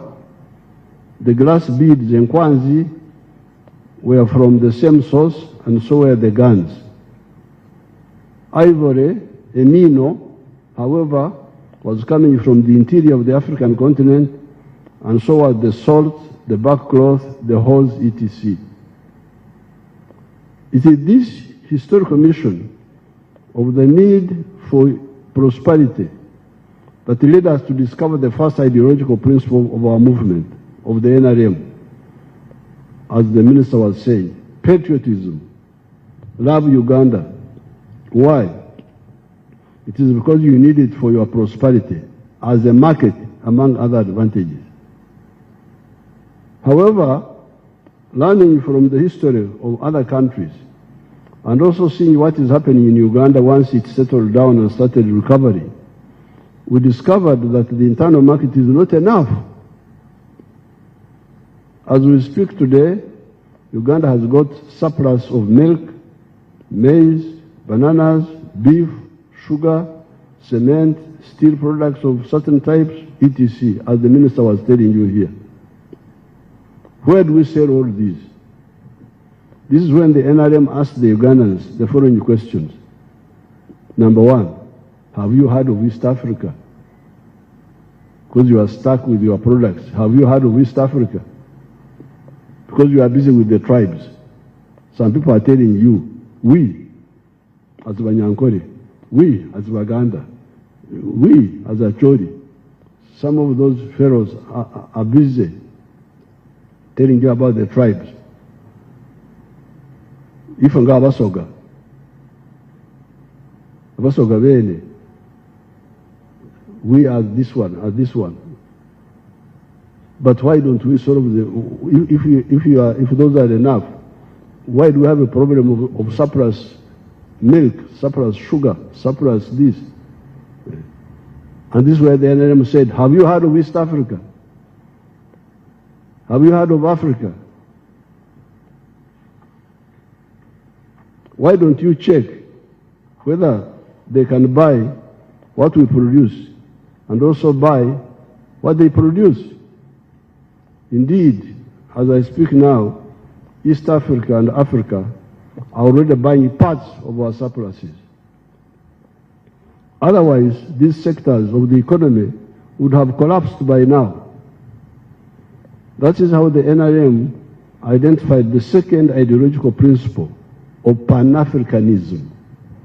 Pan-Africanism. Love Africa. Why? It is because we need it for our prosperity. This realization of the need for bigger markets was not only clear to the NRM, others before us had realized this. Germany was not one country until 1871. German-speaking people were divided into 39 kingdoms of Prussia, Saxony, Bavaria, etc. However, there was a strong business group in Prussia known as Junkers. It is written Junkers, but they pronounce it Junkers, that saw the importance of a united German market. Working with Bismarck, they pushed the Pan-Germanism agenda, the unity of the Germans. France by 1789 had been a united kingdom for a long time. There were, however, internal taxes between the provinces of France known as Gabelle. Those provinces were fiefdoms of the princes of those areas. The rising French middle class, the bourgeoisie, could not accept this. Indeed, the removal of these internal taxes were part of the grievances of the French Revolution. On these two ideological principles of patriotism and Pan-Africanism, we added socio-economic transformation and democracy. This was all to achieve historical mission number 1, prosperity for the African people through market integration. We are glad by 1980, the African leaders had started seeing the importance of market integration as part of the Lagos Plan of Action.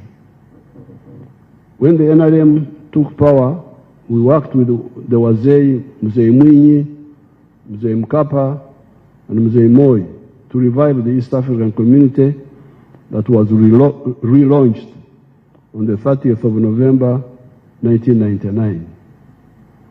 The East African community has now expanded to incorporate Rwanda, Burundi, South Sudan, DRC, and Somalia. In addition, we have got COMESA and the CFTA, the Continental Free Trade Area. We need to remove all the trade barriers and develop infrastructure to facilitate this trade. However, we also need to ensure that countries that are beginning to come up are assisted. We don't want a common market where some countries benefit, others lose. No, it's very dangerous. The countries which are coming up must be assisted so that they also trade equitably. We should never allow trade imbalances among member states to persist. This market integration will address the historical mission of prosperity. However, we had also identified the second historical mission as that of strategic security. How can Africa ensure that never again will its people be threatened by anybody having gone through the 5 centuries of the slave trade, colonialism, and neocolonialism? Economic integration, if it is fully implemented, will address the issue of prosperity. However, during the Second World War, the developed countries of Holland, Belgium, Denmark, France, Norway, etc. became victims of German aggression. They are being developed notwithstanding. It was the Soviet Union and later the USA and UK that defeated the hegemonic Hitler. Even we, the Africans, 500,000 of Africans took part in that war, as did 2.5 million Indians who took part in that war to save those countries, France and Holland and all that. The highly developed Israel, in terms of technology, would find it difficult to survive in that zone without the cover of the United States of America. Some actors in the world talk of achieving superiority in the 4 dimensions: land forces, air forces, at sea, the navy, and in space. Where does this leave Africa? Are we going to exist or not exist with the permission of others? Are we only to thrive with the permission of others? Coming to multidimensional strategic security, only 4 countries have been to the moon. These are USA, Russia, China, and India recently.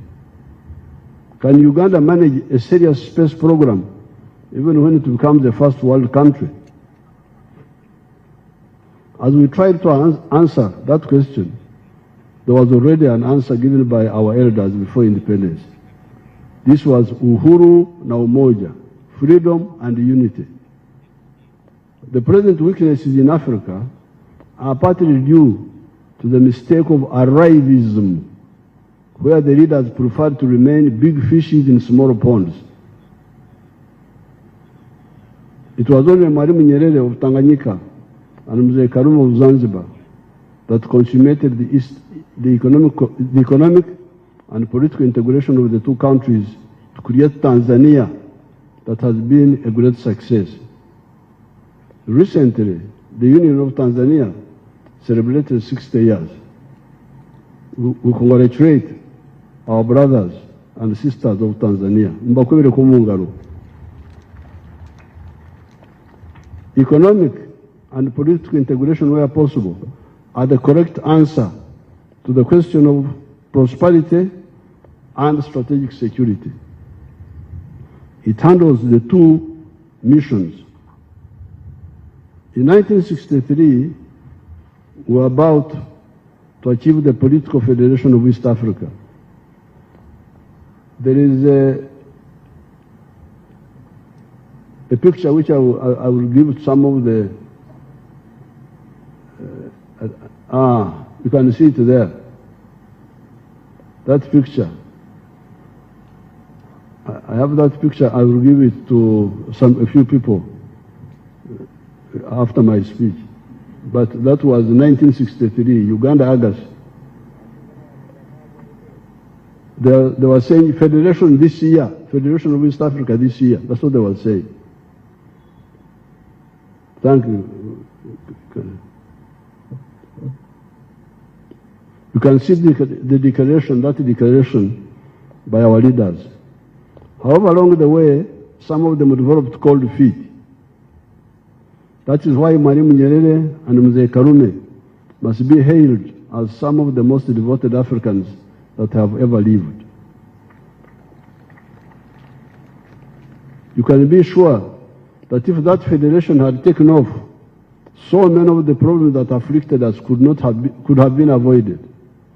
Certainly, Amin would never have taken power in Uganda. If that federation was there, Idi Amin would never have taken power in Uganda here.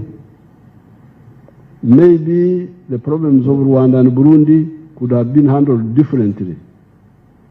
The problems of South Sudan and Somalia could possibly have been handled differently, as would have been the problems of Congo. Why do I say this? Uganda, Kenya, and Tanzania, under one political authority, would have been so strong that their voice in these matters would have been decisive.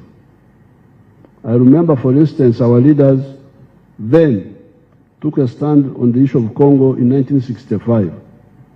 Soon, however, the states started taking divergent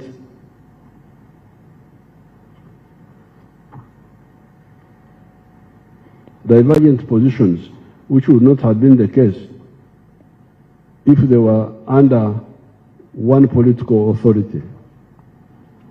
We must again salute Mwalimu Nyerere and Tanzania, because without the support of much of Africa, except for Zambia, Botswana, Algeria, Nasser's Egypt, and Guinea-Conakry, they were able to be a reliable rear base for the anti-colonial armed struggle that raged in Southern Africa from 1962 to 1994, when South Africa achieved freedom.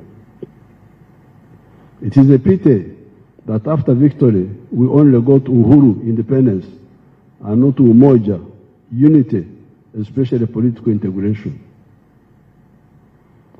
The third historical mission we identified was the Undugu, brotherhood of the 1.5 billion African people. These people belong to only 4 linguistic groups: the Niger-Congo, the Bantus and the Kwa, the Nilo-Saharan, the Nilotics, the Cushitic and the Sudanic, the Afro-Asiatic, Arabic, Amharic, and Tigrinya, and the Khoisan, the group in South Africa. Recently, I had a delegation from Congo, but we did not have a French translator. However, there was a Runyoro Rutoro speaker from Ituri province in Congo, Tebasima Atenyi. I therefore spoke in Runyoro, and he translated to the rest in French. This was just like 2 weeks ago when I had a group from Congo. I was speaking in Runyoro, and he was translating to those people in French. Apart from similar Interakistian, Bantu, and Nilotic dialects, we have the good luck of Swahili, which is a neutral, non-tribal dialect developed by our ancestors when they met at the East African coast to conduct business. Therefore, the third historical mission is a question, in quotes. Why can't the responsible political actors use the undugu, the brotherhood, similarities or linkages of these people to create units that support the other two historical missions of prosperity and strategic security? You don't hear anybody talking, this is political class, talking about, I don't know what they talk about on TV. I normally once in a while watch, talking nothing. Da, da, da, da, da, da. How can you have a political class lost? Because when we were young, we were very much involved. Whatever happened in the whole of Africa, we were involved. In 1968, I went to Mozambique, to the liberated zone with some other students. I was not a Mozambican.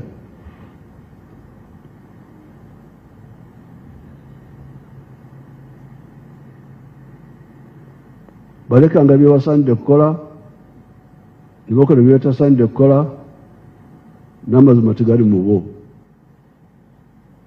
Ani ana avunulecho wanange. They left undone what they ought to have done. They left undone what they ought to have done. They did what they ought not to have done, and there is no truth in them. That's what it says in English.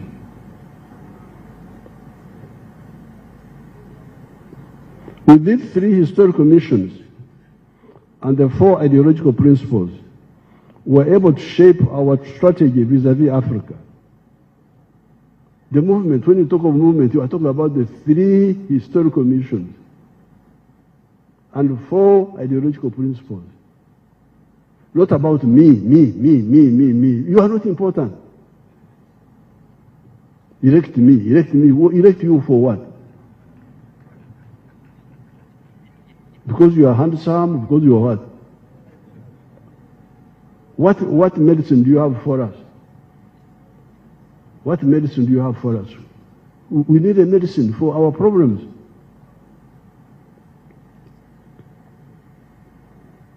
With these three historical missions and the four ideological principles, we were able to shape our strategy vis-à-vis Africa. Whatever we did was guided by this. Why did we tactically work with Obote? But when Amin came, we decided to fight him. Because we saw Obote, we were trying to see how we can move him, beg him, see how to move him to our program. But Amin was off the point. So we said, Kwenda, talk. You cannot interfere with our destiny. We have a journey. We are on a journey. You stood in front of us, tunakutoa.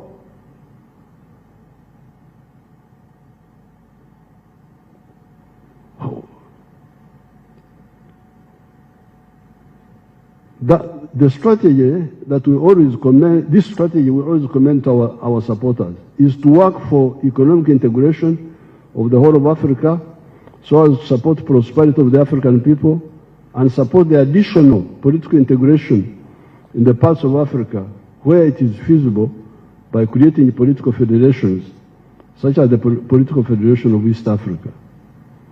Mwalimu Nyerere and ourselves diverged a bit from Mzee Nkrumah and Muammar Gaddafi, who were talking of a continental government of the whole of Africa.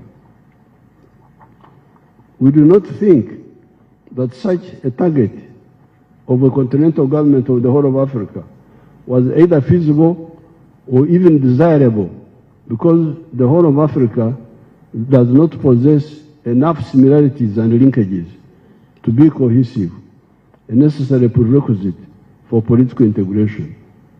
East Africa is, and with the use of Swahili, can be very cohesive. The whole of Africa should be one common market. Apart from the Niger-Congo linguistic group that has got a lot of similarities, there are also linkages with, for instance, the Nilo-Saharan groups of languages. This is how, amazingly, I discovered that the Somali word for cow is Saa. It is the very word that most of the Bantu dialects in the Great Lakes use to describe the cow dung, not any other dung. So what the Somalis call a cow is what we call cow dung here. But you can see the linkage. There are a lot of linkages with the Nilotic dialects that we do not have to go into here. It is this belief in the three historical principles and three historical missions and four ideological principles that enabled the student movement of the 1960s to metamorphose into the armed Fronasa that fought Amin and eventually the NRA-NRM. We rejected the sectarian politics of identity of religion, tribes, and gender chauvinism. By 1986, by the force of 20,000 NRA fighters, backed by millions of civilians that were only propelled by conviction, not by any mercenary interests. The majority of the NRA-UPDF have maintained this. That is why between 1971 and 2021, the NRA-UPDF was fighting for no pay or low pay. Owing to death of some of our supporters, from natural causes mainly, we started getting some corrupt elements, but a minority. These are a minority and are easy to identify and isolate. The spirit of voluntarism was also strong among the civilians. That is why the National Resistance Council, for instance, we are getting a low salary, but we are content. When we came to the Constituent Assembly, we improved the pay, knowing that it was a temporary parliament. However, subsequent parliaments made two mistakes. One was to increase their salary and allowances, thereby departing from the spirit of sacrifice that had been the hallmark of the NRA, UPDF, NRM. Secondly, a group known as YPA, Young Parliamentarians Association, opportunistically and for cheap popularity, started going around the country and conducting fundraising for some cheap popularity projects, such as schools, etc. I warned them, but they could not listen. I did not want to precipitate a crisis with them when we had problems of Rwanda, Congo, South Sudan, etc. This is, however, why I rejected the call to raise the pay of the president. I said the president will never get a high salary as long as I'm in government and as long as the economy is still growing. Comrades, it's now time to see how to correct these two mistakes. This is because it led the population to believe that the political leaders have a lot of money and must share it with the voters in the form of bribes and endless fundraisings. Although the MPs gave themselves a lot of money, it is not enough to meet these indisciplined demands for bribes and fundraisings. Hence, they end up with debts and somehow run from the constituencies. I hear some of them are IDPs.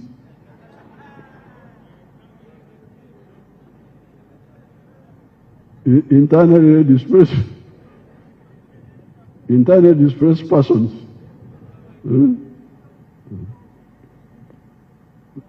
The government, through the budget, is the one that can help the people to solve their problems. Programs like NADS, Operation Wealth Creation, PDM, Emyoga, etc., have already shown that they can liberate people from poverty. You can see it. You can see it. There's a man from Kamwenge. If you can show me that Kamwenge man, you people, my group, the man in Kamwenge, the man of coffee.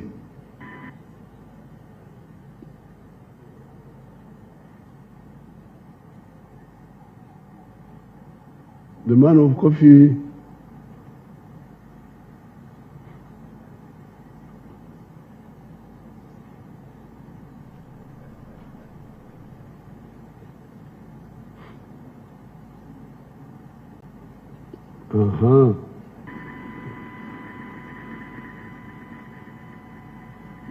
Is that the one? That's another one.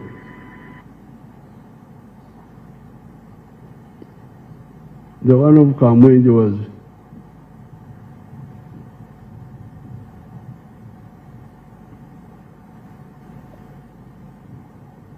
what has happened? Sabotage?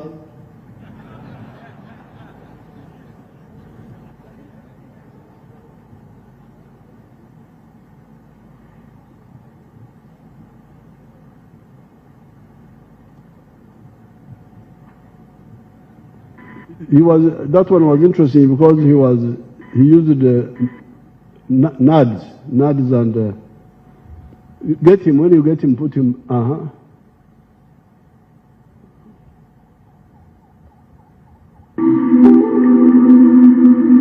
Amazina ni Akole Nakodirias, a retired teacher. That's the one. Indi Kahunje, Town Council, Rwenkuba Ward, Yamgonira Ser. Ejifamu ya Akole Nako and Family Enterprises, Elia ha acres makumi atano. Hanu maziroho emyaka mingi iri kuyenga 30. Kuko mugeje myaka 30 emyaka yo kubanza mingi nkandi umuhinji w'ebichori nkandi ntinya cyo w'ebichori bingi munonga konga kuna kutandika no His Excellency ari na PMA Plan for Modernization of Agriculture nibona atandika kukunda ideas ize then of recent kwa jero mu 4-acre model then nibona evidently tinga guma mu bichori aboko mu bichori nkampinga acres and acres mu hamuherwa byona ishanga nyire mu katani kayishatu ukuziguza ishanga nyine mu kamiliyoni amago. The important thing is that this man moved into coffee and all those things when we were with the NADS PMA. There was something we were calling PMA, Plan for Modernization of Agriculture, which was like NADS. Then he started growing coffee. So what I'm saying here, the government, through the budget, is the one that can help the people to solve their problems. Programs like NADS, Operation Wealth Creation, PDM, Emyoga, etc., have already shown that they can liberate people from poverty. The current coffee boom was on account of the government scientists who developed the improved clonal coffee, different from the old variety that the people in Ushenyi had abandoned for the dairy industry. Now, I had some people saying that they are the ones who developed coffee, and so I had some people claiming that I didn't want to quarrel with them before telling them. But coffee and all these enterprises, oh, that is the grandson of Buchenya. Zahari Uganda Bantu is half Muganda, half Munyankole. Bagambira Buchenya kuyagire mbara. Tell them in English. Thank you very much, Your Excellency, the President. My name is Sirwaji Habib, a grandson of Bukenya, a very close friend to His Excellency, the President. I am privileged, Your Excellency, that my grandparents migrated and found themselves in Mbarara. So for us, we are actually very more fluent in Runyankore more than Luganda, although I'm called Sirwaji Habib. I thank Your Excellency for giving me an opportunity. Wafe Mbarara Katete. Bajaja wagenda yodi. Bajaja bagenda 17 era bakwata ettaka ddene nnyo. Nsanvu 1970. No. This was in the 1950s. Yes, anti Your Excellency, fetwabasanga, I mean batuzalanga gye tuli. Ne bali balina ettaka ddene nnyo. No, you go and find out from your parents if they are. Thank you, Your Excellency. Okay, good. Thank you very much. This was in the 50s. Your man number 70.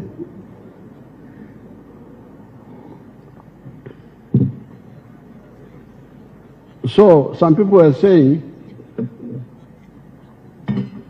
that claiming coffee, this one, you remember there was a group called, the one we abolished, what was it called? The one we rationalized. UCDA. UCDA. They were saying, oh, we are the ones who developed coffee. So, coffee was saved by NRM, working with the scientists. When we developed improved the Chrono coffee, which was yielding much more than the other coffee of the 1960s, 50s. To prove that, we had very, very important coffee growers in Bushenyi, people like Mukaira, like Chikuri, like others who were growing, Kekuruto, they were growing coffee. But because the coffee price collapsed in the 60s, I think, they abandoned and went to cows. Up to now, they are big dairy farmers. They had abandoned coffee. We are the ones who rescued coffee. So it is the government. The current coffee boom was on account of the government scientists who developed the improved Chrono coffee, different from the old variety that people in Bushenyi had abandoned for the dairy industry. The dairy industry in the cattle corridor, you can see it for yourself, what it is doing there. If you can show us people like Kabera, the one of Gomba. Can you show us Kabera of Gomba?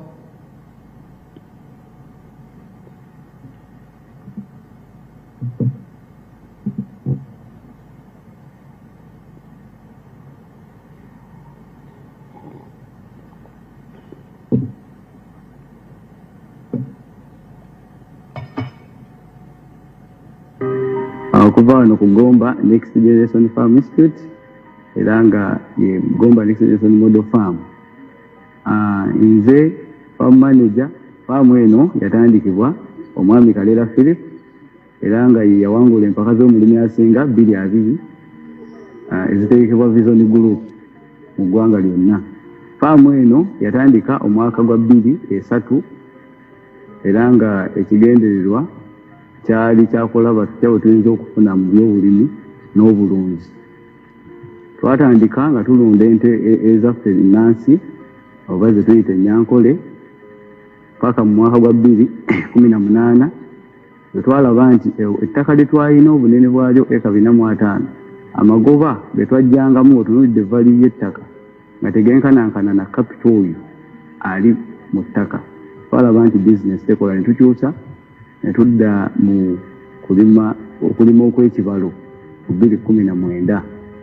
Ne tutandika olunda ente ez'amata ez'omubuyumba, enkoko, kulima amatooke, emmwanyi, kulunda embizzi n'okuteekawo ettendekero lisomesa abasawo b'ebisolo n'abalimisa. Twatandika ettendekero lino erya Gomba Next Generation Farm Institute okutendeka abavubuka.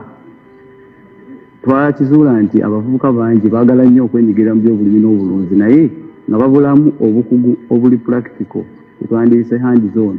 Nti twakizuula nti abavubuka bangi bafuluma mu matendekero ag'ebyobulimi n'obulunzi naye nga balina theory mungi, naye ng'okukwatako okukola faama kikyayagala oba yekenyi kyayagala okwekolera nga tebakimanyi. Ekitufuula ab'enjawulo nti abaana baffe tubayigiriza nga bakolera ddala ekyo, okugeza nti okuwakisa ente, okuzijjanjaba kuba faamu eriko ente 5, tegeeza ente ezo zibamala okusomerako. Enkoko nazo weziri nyingi zisukka mu 2,000, embizzi, emmwanyi eka 5, nti omwana ono byonna abikolera ddala. Tuli mu nkoko ez'amagi ze bayita layers. Fenno wano tulina enkoko ezisoba mu 2,000 mu kudda waggulu. Naye kansomesa omuntu wange addala nfubuka munnange oyo gwe baalyako ssente z'empitirivu nti yali asobola olunda enkoko ez'amagi 1,000. Nti okuzimba ekiyumba eky'enkoko ez'amagi 1,000 weetaaga wakati w'obukadde 3 ku 5 okusinziira ki ky'oyagala. Kati nga wano ewange nkozesa ssente ntonotono ze twakozesa. Kati enkoko, obukoko obuto, okulya, eddagala, drinka, mweziriira ne mwezinywera, okutuuka ku level wezibiikira emyezi 4 n'ekitundu ku myezi 5, weetaaga miliyoni 18 ku miliyoni 2. Lwaki? Nti olumu emmere ebeerako ng'eguddemukko, olumu ng'eyambuseemukko. Tobalambala nti miliyoni 18 ku 2. Wezituuka ku level eyo nga zitandise obubiika, kiba kitegeeza zisobola okwebeezaawo ate naawe ne zikubeezaawo. Kakati mu mbeera eyo nga zitandise okubiika tubala lunaku zirya kyenkana ki. Enkoko 1,000 zirya, buli nkoko erya grams 12. Kitegeeza enkoko 1,000 zirya kilo 12. Bw'ogenda obalaabalamu. He will take long, but that is now, you hear how he started this modern farming in 2019. And he's earning quite a lot of money. So, the coffee, the dairy industry, the poultry, the Karangara palm oil project, these are projects pushed by the government that have transformed people's lives, not petty money from MPs for fundraising or bribes. So this is suicide for nothing. The voters need to know that these practices of bribes and fundraising are overthrowing the voters' power. The voters, you are overthrowing your own power by electing people because they have given you money. Because then you are power to elect leaders that will work with the central government to solve the problems of the voters, such as infrastructure, supervised wealth funds that are being stolen by the parish chiefs, etc. Do not accept petty money from politicians and throw away your power to elect a leader that can kwemerera. Kwemerera is the Runyankore word for to supervise the money sent to you through the parish or to fight corruption in your area. Once we solve the problem of political corruption that has paralyzed the populist politicians, it will be easy to fight the corruption of the public servants. Why? It is because we have a reliable source for Okurega. Okurega is whistleblowing. These are the people, the victims of the corruption. The people who are the people who are deprived of these services, the population are the victims of the corruption. In the 1960s, we would go to the people. They had all the information. The big changes that are happening in Uganda are by the following actors. The National Resistance Army, UPDF, that liberated the country and has been ensuring peace ever since. The wealth creators in the four sectors of agriculture, manufacturing, services, and ICT. The government scientists that make innovations, and the responsible members of the political class that have been supporting the NRM programs. It is therefore not fair for some actors to spoil these successes. Some people say that they give bribes because Museveni is always giving the khaki envelope to members of the population. Mureke kutaha amaizi n'ebyondo. Do not draw water mixed with mud. Do not mix up issues. The brown envelopes I give are part of the ancient tradition here. It is called Okorongora. It is the king who does that to the singers or wrestlers, etc. President is the modern king. You are not kings. You are not kings. I have a budget for that. I do not sell my cows to get money kurongora singers. Murekerao umwenkano onkano. This is the Uganda word. It summarizes the whole thing. Murekerao umwenkano onkano. Stop trying to be like the one who is bigger than you. You tell those people that Museveni gives the envelope because he has got a budget. He's president. I'm not president. Why do you want? Fundraising was and is premature. The head of the fundraising is Oksonda.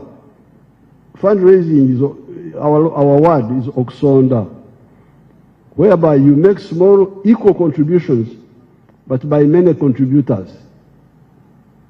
In the 1950s, Mzee Kaguta sometimes would participate in Oksondera to contribute for Enjoga. Enjoga, a pot full of ruagwa, of banana alcohol. At that time, Enjoga, a pot full was 5 shillings.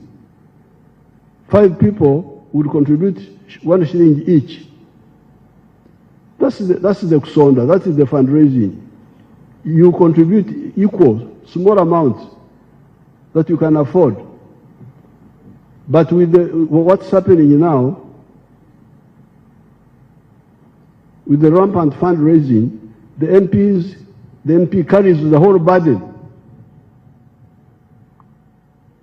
The MP carries the whole burden.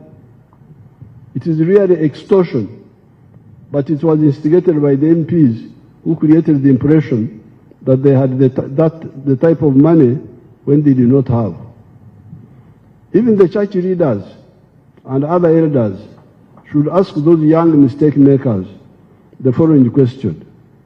Naye mwana wange, esente zino zonna ozijjawa?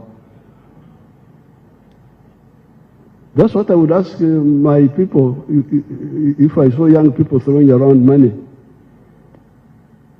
That is what a responsible parent should ask Omwana, son or daughter, or a muzukuru, grandchild, if he or she sees him or her throwing around money. The translation of that question is, my child, from where are you getting all this money that you are throwing around? The responsible parents should not accept stolen gifts from their children or mabanja from their children. So I thought this is what I wanted to comment on the issue of the political corruption and the other corruption. Now,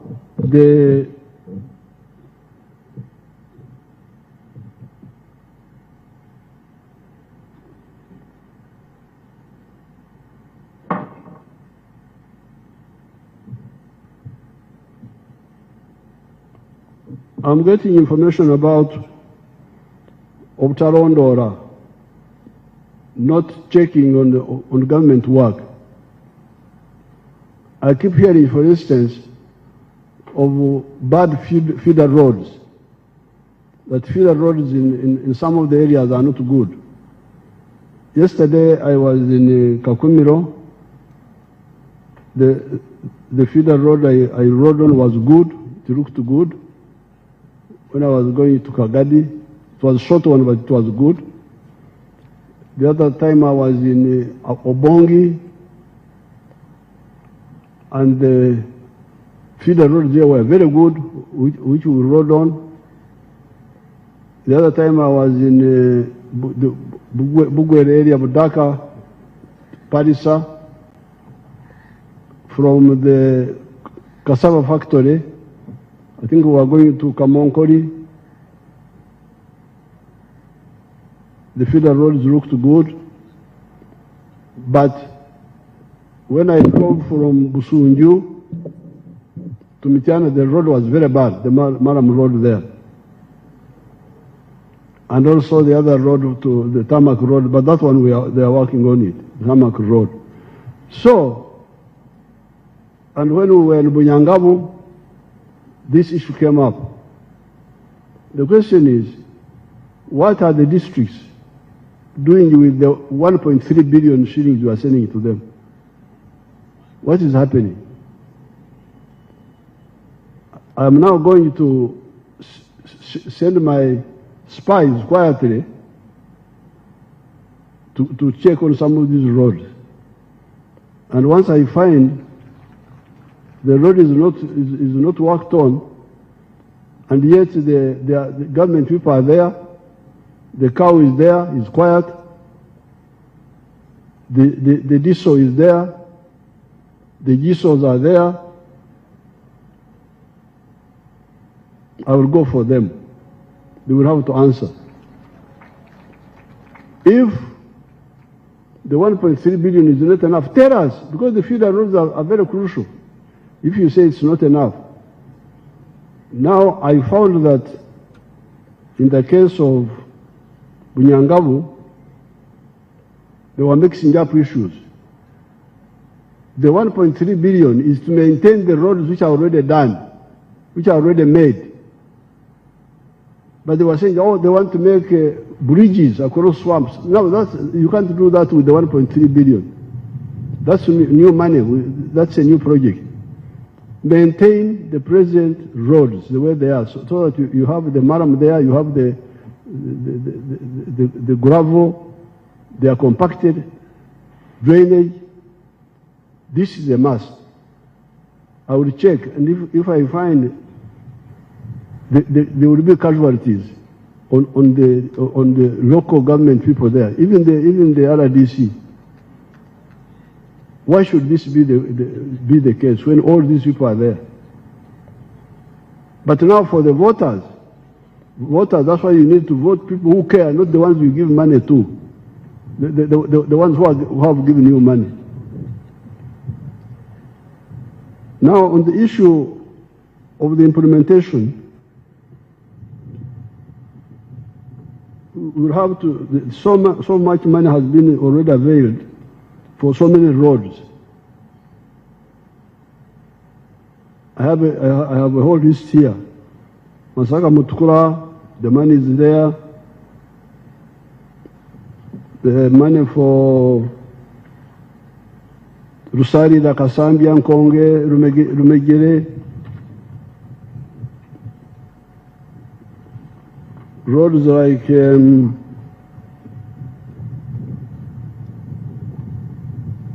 Moyo, Afoji, Katuna, Muko, Kamganguzi, Kumi, Ngora, Serere, Kagwara.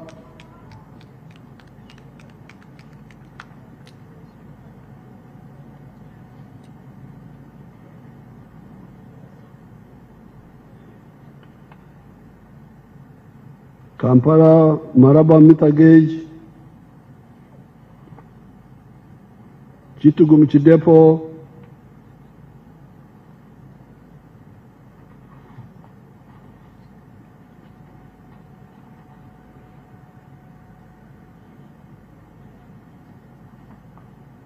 Greater Kampala Metropolitan Roads.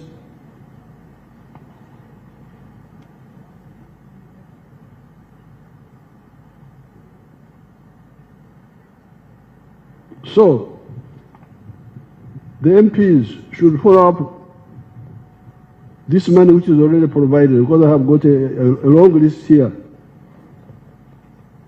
of the money already provided, some of it from loans.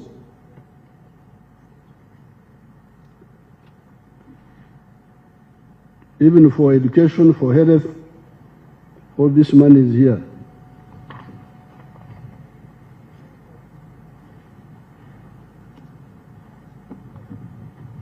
Now finally,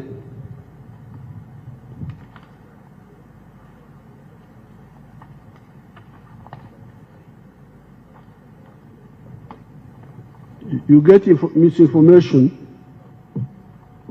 For instance, the other day I was in Viantonde, and some of the veterans of the NRA, of the Luero veterans, were talking about some issues. And when I checked, we have already provided 218 billion shillings or something like that for the Casimo. And the Casimo was supposed to be 5 million for leaders each and 1 million for supporters. Now, this money, 218 billion, has already, it's too much money.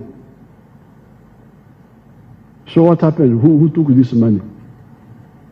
And yet I heard some of them were complaining. We are going to dig up the whole thing. Then you get the cattle compensation. Teso, Lango, Achori. We have already spent 200 billion shillings on that. Who got this money? And we have now budgeted for another 80 billion. You had it being read here. So, you the leaders, follow up this money. Of course, I will also follow up, now that I'm involved. Then you get things like the stadiums. Quite a bit of money has been sent to some of these stadiums. So the National Council of Sports needs to explain to us. I hear some money has gone for stadiums like Kacheka, like a number of them. To do that, to do this, some work. Others are going to be done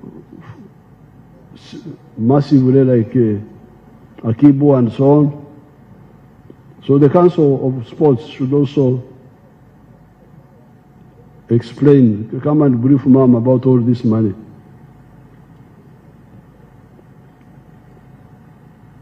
Now finally, I saw some issue about the digital number plates of vehicles. About fines. That people are being fined for, I don't know for what. But the issue about the number plates is not fines. It is anti-crime.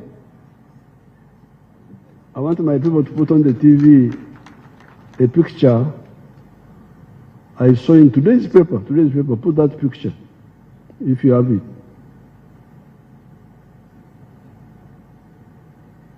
Today, you see that young man? 45 years, was killed on 10th of June, a few days ago. This one here, Geoffrey Wayengara. It was in today's paper. I cannot accept our Ugandans dying because of an incomplete infrastructure. You remember when I addressed you in Parliament, I think it was 2018, I told you about the cameras. You were here with your policemen, just there, and Amravie. That was all they were doing. And Amravie, the one who's going to kill people rather than to call witnesses to see him. So I said, please, let's go technical. Let's have cameras. Now the cameras have helped us to handle a number of things. But the problem they have is that the number plates, these ones which are just, they are cooked. They just go and pick something and put it there. These are digitized number plates with a central command post. You touch it, the command post alarm goes off. This is the work of the digital number plates, not collecting fines and so on.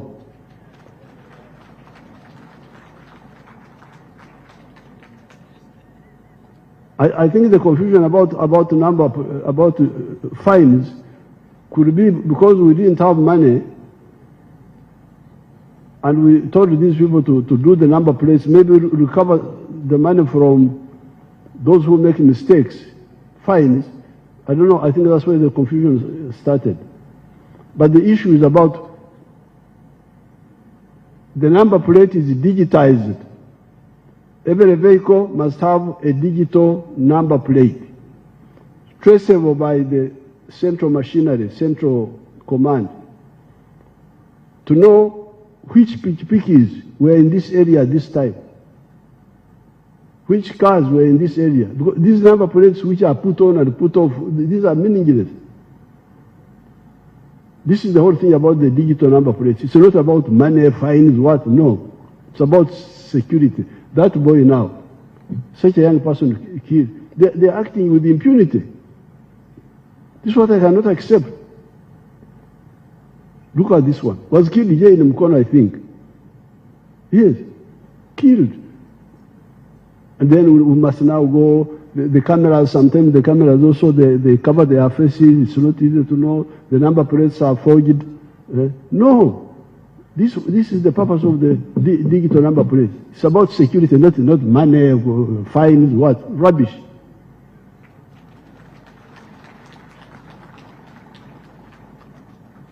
Apoyo Matek, Rubanga Tie.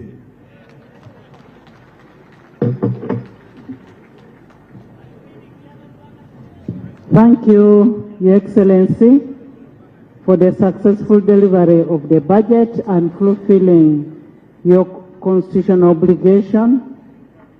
We reiterate our commitment as legislature to apply its mandate to the realization of the progressive intentions for the country and its citizens.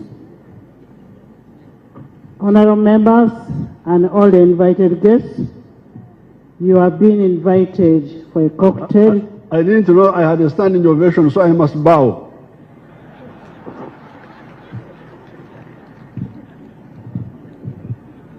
You've been invited for a cocktail at Serena by Minister of Finance. Thank you. Now, on the issue of the federation, I brought that picture there. I want to give one to the speaker. Take it to her. I want to give another one to the leader of government, the vice president, if she's here as head of the government. Is she here? Give one to the vice president.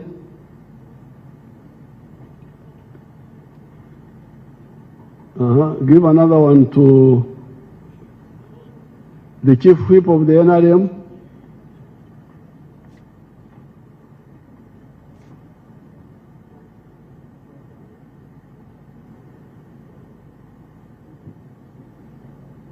Give another one to the leader of the opposition. Have you heard of that person? Leader of the opposition. So that they can start talking about serious politics, not rubbish. Leader of opposition, where is he? Come and they give it to you. Come. That one there.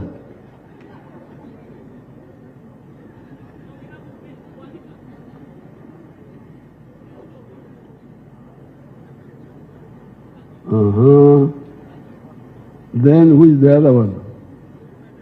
Oh, the Dean of the Diplomat Corps.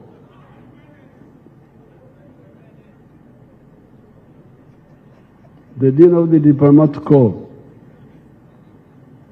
Who is the Dean now?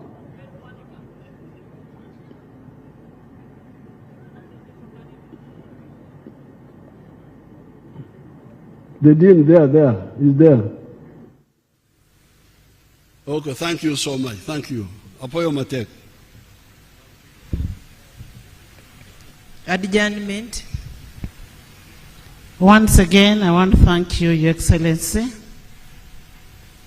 We also want to thank Mama, all the dignitaries, and all the invited guests for gracing this function. May the good Lord bless all of you. Honorable members, the House is adjourned sundown.